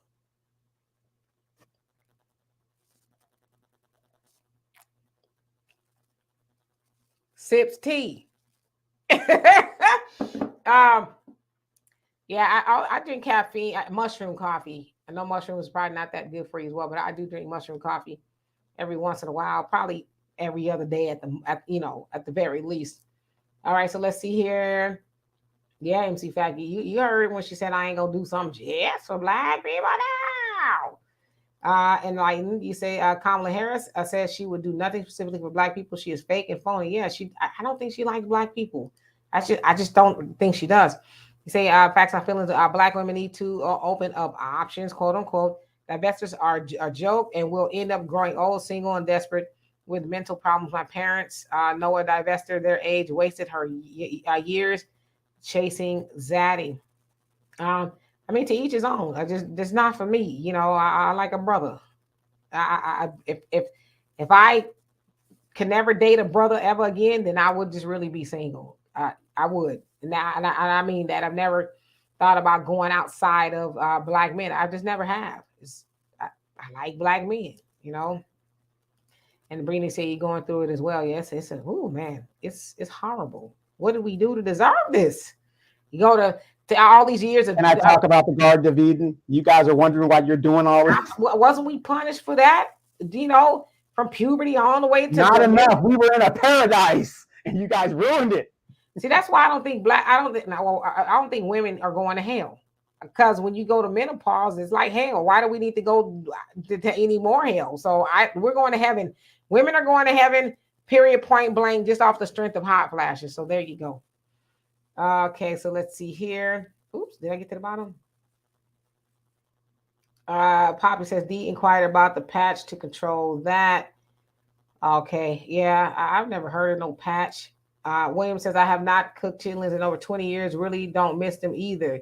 They just, man, they smell up everything. It really does smell like a sewer busted, and it's like I can imagine taking that bowl of chitlins, stirring them up, putting them on the fork, and then putting them to my mouth repeatedly. I couldn't do it. Maybe I don't know. I just couldn't do it. Van, you say Obama didn't do anything about black people either. No, he did not. He left us hanging. Hello there, long time no see. How you doing? It says evening primrose, black co-host, red clover herbs for hot flashes overstand. Okay, I have to look into those things. Because yeah, this is crazy. I wasn't having them for a while, but then they just came back with a vengeance. So maybe I also need to go to the doctor and make sure that's what that really is. Enlighten says no one of the CBC now. Now I would vote for Marcel Dixon for president. I haven't seen him around lately. Has he been around? I don't be on Twitter as much, so I don't know. Yeah. He's on X every now and then. He'll throw up. And another good host to kind of look up is Tim Black. Tim Black is talking some good stuff as well. If you guys are, I'm familiar with Tim Black. Yeah. He's actually shared a couple of my posts before, so I know who he is. And Raj, you say she went on the Breakfast Club while she was still running for office and specifically said she would not do anything special for black people. And she repeated it a bunch of times. But wait a minute, though. She kept her promise. 10 toes down. A politician that actually did what they said they were going to do. 10 toes down. I said I wasn't doing nothing for your black asses, and I meant it. Corliss, how you do? Says, hell no, she is not for us. Absolutely. And Corliss, no, she's from California. She know. Common Man, you say the Democrats have no viable candidates. No one. Biden was their best bet. Believe it or not, incredible. Right. So Common Man. So basically the Democrats are fine losing the election. So all this rhetoric about the democracy is on the line is really BS because they could care less if they win or lose. Right. Right. Stephen, how you doing? Says 10 years. No, yeah, they said it could last up to that, give or take. Says I like heat. My wife loves the cold. She has a fan and super blowers. Yeah, I got to have the fan on too. It's rare that I don't have the fan on. I can't sleep with the heat. My daughter's like, it's cold in here. I'm like, put on a Snuggie or something or whatever. Because I know, like, if I try to go to sleep in the heat, and the weird part about it is too, I have heat and cold intolerance. So sometimes I'll be really, really cold. There's nothing I can do. I have to jump in the shower, kind of get rid of it, or I have to put on a lot of clothes and blankets.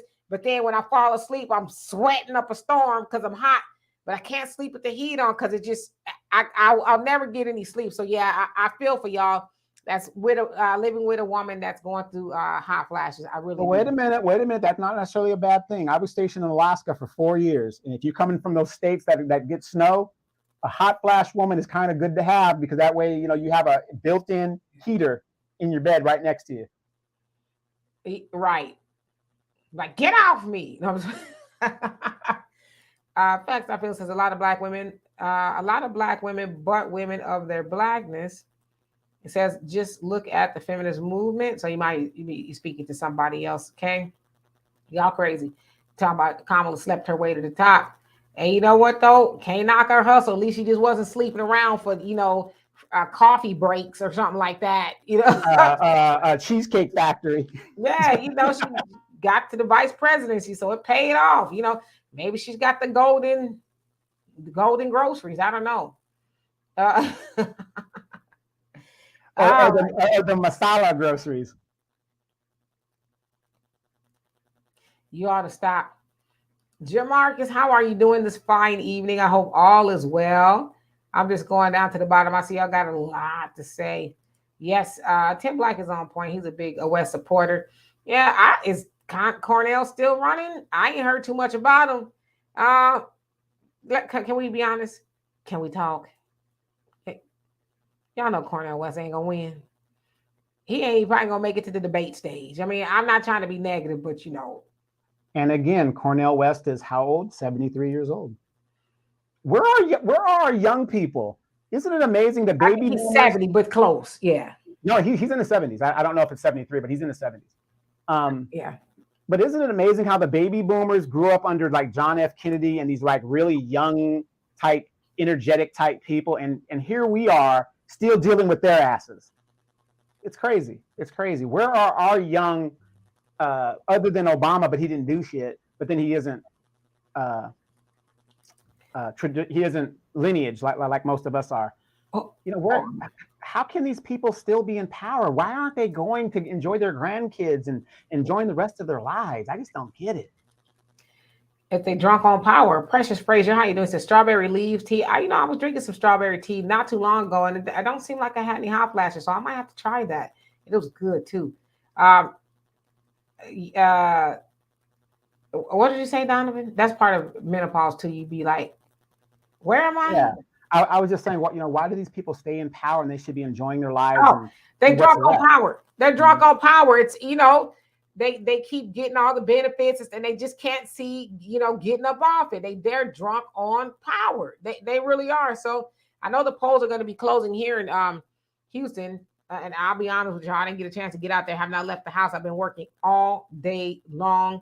I can't really vote anyway because I'm in a different municipality. I think that's what they call it. So our mayor or mayoral election is they already had it. They had some measures on the ballot. But I didn't get a chance to go do it. So William says I can give you guys some things right now. John Whitmore in the election. Whitmire in the election for Houston mayor is at 43.8%. Sheila Jackson Lee is at 35.6%. Reporting currently, and Gilbert Garcia is at 7.2. So right now, John Whitmore is winning. Yeah, they said that he looks like he may win. He's definitely outspent Sheila. So she was all on the radios. I need y'all help. He's outspending me, and I need y'all help. She was in the nightclubs with her old lady shawl on and her, Princess Leia bonds and all of that in the nightclub. I'm like, who on Sheila's campaign thought that was a good idea to have that old lady out there at the nightclubs on a Sunday night, which I know she wanted to be home watching reruns of Matlock. And she was like, y'all want me to go where? To the Nasty Kitty. Wait. And she was cursing them out on the way. Y'all mother. Okay, let's talk about that. Let's talk, because I heard the Sheila Jackson Lee when she cussed out the campaign staffers or she was talking about somebody. You know what? I wasn't, because I got a lot of pushback for Sheila. To me, I thought it was funny because, like I told y'all, off of here, I really do be cussing. Okay, I'm trying my heart. By maybe the new year, I'm gonna stop. I'm not gonna do it as much. But I'm like, whoever recorded her, Sheila's probably like that behind closed doors. And when she's in public, she's a statesperson. The states, she ain't gonna be you mother. Man, she wore the mother effer out. And I didn't have a problem with that. So I'm like, why are we making a big deal of her cussing? She probably cusses all the time, but she's doing what most people who consider themselves a lady. Ladies don't be all out in public cussing and calling people you do the behind closed doors. But I'm like, she's being herself behind closed doors. Big whoop. Real quick, the Kentucky governor's race. Andy Beshear, I think he's the incumbent. He's at 52.3%. Daniel Cameron, this is the AG of the state that declined to prosecute the Breonna Taylor situation. He's at 47.7%, and he's currently behind by five percentage points currently. Daniel Cameron's behind 5 points? Yeah. I know they ain't about to let that man be up in there as a governor. It's Kentucky. And another thing about Sheila Jackson Lee, Nancy Pelosi endorsed her. Kamala Harris didn't endorse her. I mean, here's a woman that's been in the CBC for over 14 terms. And Hillary endorsed her too. Yeah, Hillary endorsed her, but she didn't get really anybody from the CBC to endorse her. I wonder why. Is it election season coming up and they didn't want to be attached? Who knows? Blasphemy, where have you been? Where have you been? How you doing, by the way? It says the young folks have drank the Kool-Aid. They's free now, or are they? William, you say, we didn't have those problems till women got out of the kitchen barefoot. Okay, you talking to y'all going back and forth up in there. I'm going to leave that alone. Jamarcus says Cinnabon head. Y'all wild. And yeah, that's what they look like, Cinnabons. She was up in the club, nevertheless. I know she didn't want to be doing that. She was probably like, let's hurry up and get this over with. I got a warm cup of milk waiting for me at the house, you know, it was some buttermilk and cornbread. Buttermilk and cornbread. I can see her now with a cup of buttermilk. That's old people stuff right there. Buttermilk and cornbread with her quilted blanket on her little rocket chair, getting ready to watch a program. That's what they say, they programs for the evening. And they want her to get out in the club. You know, there's some voters out there. Go on out there, talk about Sexy Red a little bit, and you know, and then tell them that they need to vote. But I'll just be like, I'm sorry, I'm not doing it. I'm not. Wait. She is of Jamaican heritage. So was she out there twerking and moving the legs like Patra back in the day? Remember that one video where she was doing this? This time it was. She had the shawl wrapped around her to drop that ass. You's a big fine woman. What you mean? Right. Where were the young girls talking about the tongue sticking out? Pound. A booty hole brown. What the hell? You want that young bow? You gotta you gotta play it. You know. Oh my God. Jamarcus say silly black people will still vote for her. I think it's the end of the road for her. And don't if she don't win the mayoralship, she got to give up congressional seat, or is that? I don't think so, because the congressional seat isn't until next year. If she wins, just like Karen Bass did, then you have to resign from Congress to take that seat. So she still might have a job rolling out. But see, that's why we as people have to change these laws. If you decide to run for another office, you have to forfeit the office that you currently occupy, win, lose, or draw. But see, that might be a referendum on her as well. If she don't win as mayor or the mayor job, that might also be very telling about when she runs again for Congress. We don't want you, Sheila. So you say, I hope Sheila Jackson Lee loses running for mayor. She did nothing for black people. Yeah, don't look good for her. Yeah, don't look good. Yeah, if you guys go to her website for mayor, Sheila for Houston, she says nothing about what she wants to fix and how she wants to help, whatever. She's running off of popularity. If you go to the other guy's website, the one that's beating her right now, he has issues of things that he wants to solve. Sheila's running off of her popularity or her perceived popularity. And you know you have hubris when you've been in office so damn long that you just think automatically you could just occupy a seat because you are who you are. I'm the Cinnabon Hun, you know? Not the Cinnabon Hun. Is that what they call her? I don't know what they call her there, but it makes sense to me. I'm the Cinnabon Hun. So y'all whatever I want to say. Y'all better vote for me. And you know damn well she wants to be at home greasing her scalp. Pass me the sofa 8. Pass me the sofa 8. Yeah, give me that blue magic. You know, on Sunday nights I be out there greasing my scalp. I don't be at the club. Last club I went to was the Juke Joint in the 3rd Ward in 1962. Oh, you know, but yeah, Corliss, you crazy. I'm just saying. And then like Jamarcus Owen says she's only running because Turner asked her to run. Of course, you know, I'm gonna keep the seat warm for you. You come on in here and do more of what I did, which is nothing. You know, like I said, I be driving around these streets and I see what's going on. I'm like, some of these places, I swear, especially like in the 3rd and 5th ward, just left behind, just like completely left behind. Or you'll see gentrification going on. But some of these houses I see, I'm like, people really living up in there. And like, how are you even allowed to even occupy that? But you know, some of the streets tear your car up, you know, running in the speed, the potholes and all that other. It's crazy. Yeah, it was crazy. I was down there by the Hobby Airport, and I had time to kill, and I started driving around the neighborhood. I mean, this is Houston. This is a part of Houston, and black people are living out here. Furniture piled up. The sidewalks are broken, and the black folks are having a barbecue right there. Like it's. Oh, wait a minute now. Wait a minute. I started to take a picture of them, but I was like, no, I don't really want to be taking pictures. I seen a whole lot of stuff yesterday when I was out and about. I saw some white men. I think I was in the 3rd ward, sitting on the corner early in the morning, They sitting out there just like black people, just sitting up there getting ready. I said, how is it that you get up early, get yourself together, put your good wig on, whatever, and y'all go sit on the corner all day? How y'all do? It be early too sometimes. How y'all do that? You know what y'all talking about today? I'm sure y'all talked about that. Whatever you talking about today, you talked about it a couple of days ago, and the day before that. Like what else? I don't know. Maybe it's just social. I don't know. It's just weird to me. But yeah, I saw some white men do it, and I said, I'll be damned. And I seen Hispanics doing it too. They get their little shopping cart, they turn it on the side, and they sit on it. I've even seen people barbecuing and stuff. I'm like, wow. I said one day I'm gonna go and I'm gonna talk to them and say, what y'all be talking about if y'all don't mind me asking? They might tell me to mind my damn business, but I'm still curious. So all right. No, they what they would tell you is that we talking about that wagon you dragging behind you.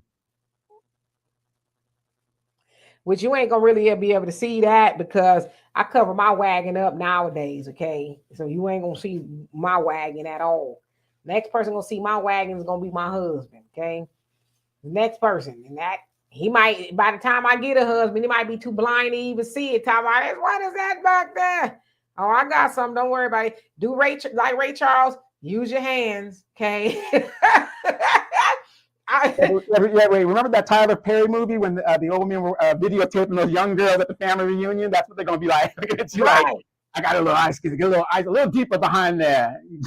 Right. So pray for your girl that it ain't that long, okay? Husband be like, what use is your wagon to me? Girl, turn over so I can use it as a pillow. You know, that's the only thing I can do with it right now. The blue pills ain't working. The pump, none of it is working. Hey, or he tells you, wait a minute, I gotta go to the drugstore and get you one of them no blue pills. Save it, Roscoe. Save it. Okay. Save it. Eli, where have you been? Now let's see all the oldie but goodies coming on back up in here. I know Eli is young, so I made her change my. We are talking about the Bible. Everybody turn to Genesis 1:1 in the beginning. Okay, I said in the beginning. I remember you, Eli. You ain't been on here in a very long time. Nice to see you back on here. Yeah. So let's see, CG, and where have you been? I'm taking roll from now on to make sure y'all start to show up. No. We're gonna take roll and we're gonna start docking pay as co-hosts. Y'all need to be on time. Yeah, y'all ain't showing up now and stuff. What's going on? But glad to see you back. And let's see here. Set, how you doing? He says, all in due time. Call on Hathar. She will bring you love if your heart is not hardened. You know what? I have not tried that. I'm gonna have to do that. As soon as I get off of here, be like, you know what I want, and you know when I want it. So we'll see. Eli, you're 15 now. Well, good for you. And I'm sure you had a birthday by the time we've seen you last. So happy birthday, and I hope all is going well. I see that you got Beavis and Butthead as your picture, and believe it or not, I actually love Beavis and Butthead. It's one of my favorite cartoons. I have Beavis and Butthead socks because I like different weird socks. So I got some Beavis and Butthead socks. And believe it or not, my mom liked Beavis and Butthead. Believe it or not. I don't know. So anyway, we're going to get on out of here. And Vanity say black women will continue being single if they only date black men. I guess we just going to be single. I guess that's the, I don't know what to say. I couldn't imagine doing it because to me, and no shade to nobody else, it's just so unnatural. I don't see myself, but if I see myself with a white man, I'm at dinner, Thanksgiving, they done talked about me all before I got there. Oh, he's bringing that negress with him.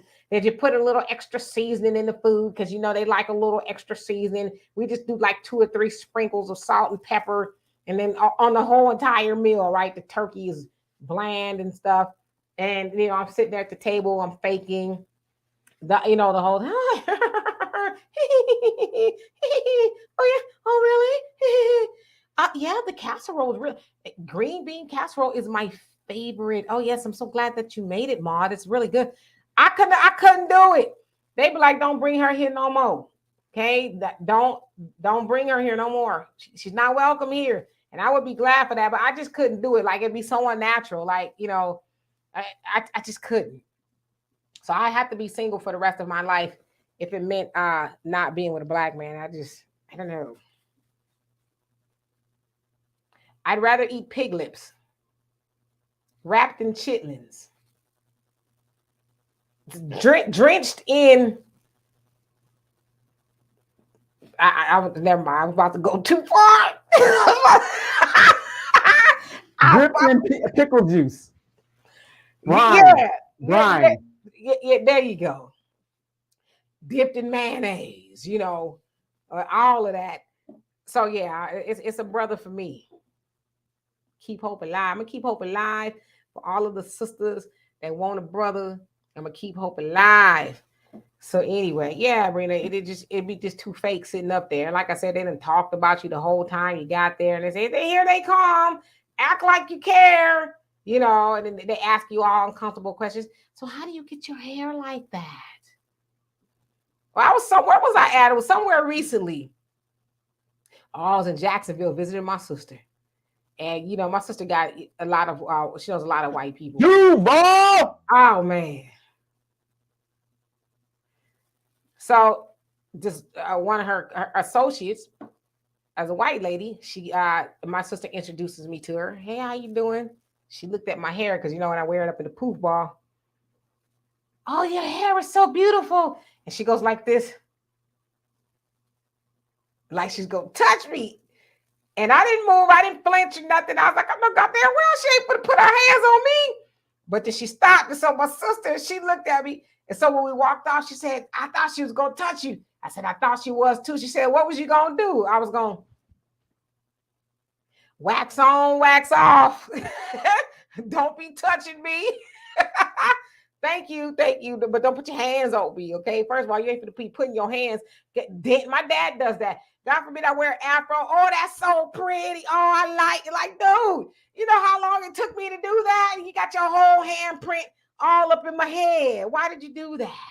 You didn't do that to people in the 70s. Why would you do that to me now? You got to remember back in the 70s, especially for the dudes, we had our froze like to the left and all messed up. I mean, but damn, it don't be like no, it be, oh, that's nice. I like that. but before we go, you guys, it's really important. I want you guys, if you guys are interested, please look at these two elections. These elections are a look into the future of the national election that's going to be coming up. It is basically, once again, Black people telling the Democratic Party and those in power, we have a voice, and what we mean is what we say, and so on and so on and so forth. This is a barometer to how Black people are feeling. And unfortunately, we're pissed. We're pissed. We are not settling. Let's not, like you women, I ain't gonna settle. 80 years old. So anyway, but I ain't settling. We ain't settling. And this is what they've got to look at. And if they are not listening to our demands, the Democratic Party cannot win an election. If 20% of the Black vote, if they lose 20% of 90-something%, they cannot win. They have to have 90, I believe it's 91% and above of Black participation in a Democratic election. If they don't have that, they can't win. They cannot win. So you guys take a look at it, see what it means to you and how you're going to vote in your local elections, because it's that important. We are now a permanent underclass. It is the fourth quarter, 5 seconds left. We need to score a touchdown, plus the 2-point conversion to tie, to get to overtime so that we can turn this thing around for our community. Absolutely. So yes, we're going to get out of here. And William say Yusuf Salaam gave a victory speech tonight after he won a seat representing Harlem in New York City Council. Yes, I saw that. Of course, Yusuf Salaam is one of the Central Park exonerated, is what they call him now, also known as a Central Park 5. So it's nice to see that he actually went back home and is able to make a change. So I really hope that he does get in there and make a change, because, you know, somebody was in there to make a change when he was going through what he was going through, along with the other four, then he probably wouldn't have gone through it. So that's very refreshing to hear something like that. So anyway, well, we also had a Black Panther that held office for so many years and didn't do nothing. So I'm not saying that this guy isn't, because he's of a different genre, but let's hope he does the right thing for his people. Anyway, so we love y'all. We'll see y'all tomorrow. Wealth Wednesdays with Walter. We didn't come on last Wednesday because Walter's like, oh, I forgot. It's Wednesday. My brother, he's no, that ain't it. Walter has his money on his mind, and his mind is on his money. And I said, you know what? He's like, oh, I'm gonna rush. No, I won't put no extra stress on you, brother.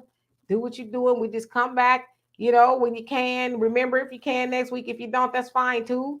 So we'll see. But I think we'll be back tomorrow. But nevertheless, in the meantime, you guys be safe. Have a great evening, and we will see y'all later.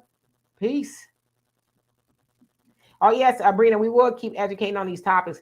I just try to switch it up a little bit more so y'all don't get bored. So if y'all like talking about this kind of stuff more than the other stuff, it wasn't nice. We didn't get into any battles, no gender wars or anything like that. So yeah, maybe we'll switch it up. Well, we were waiting for old boy to come up. Other than that, he got ghost, didn't he? Got ghost. Maybe his thumbs got tired. Tyrone. So anyway, we'll see y'all when we see y'all. Peace.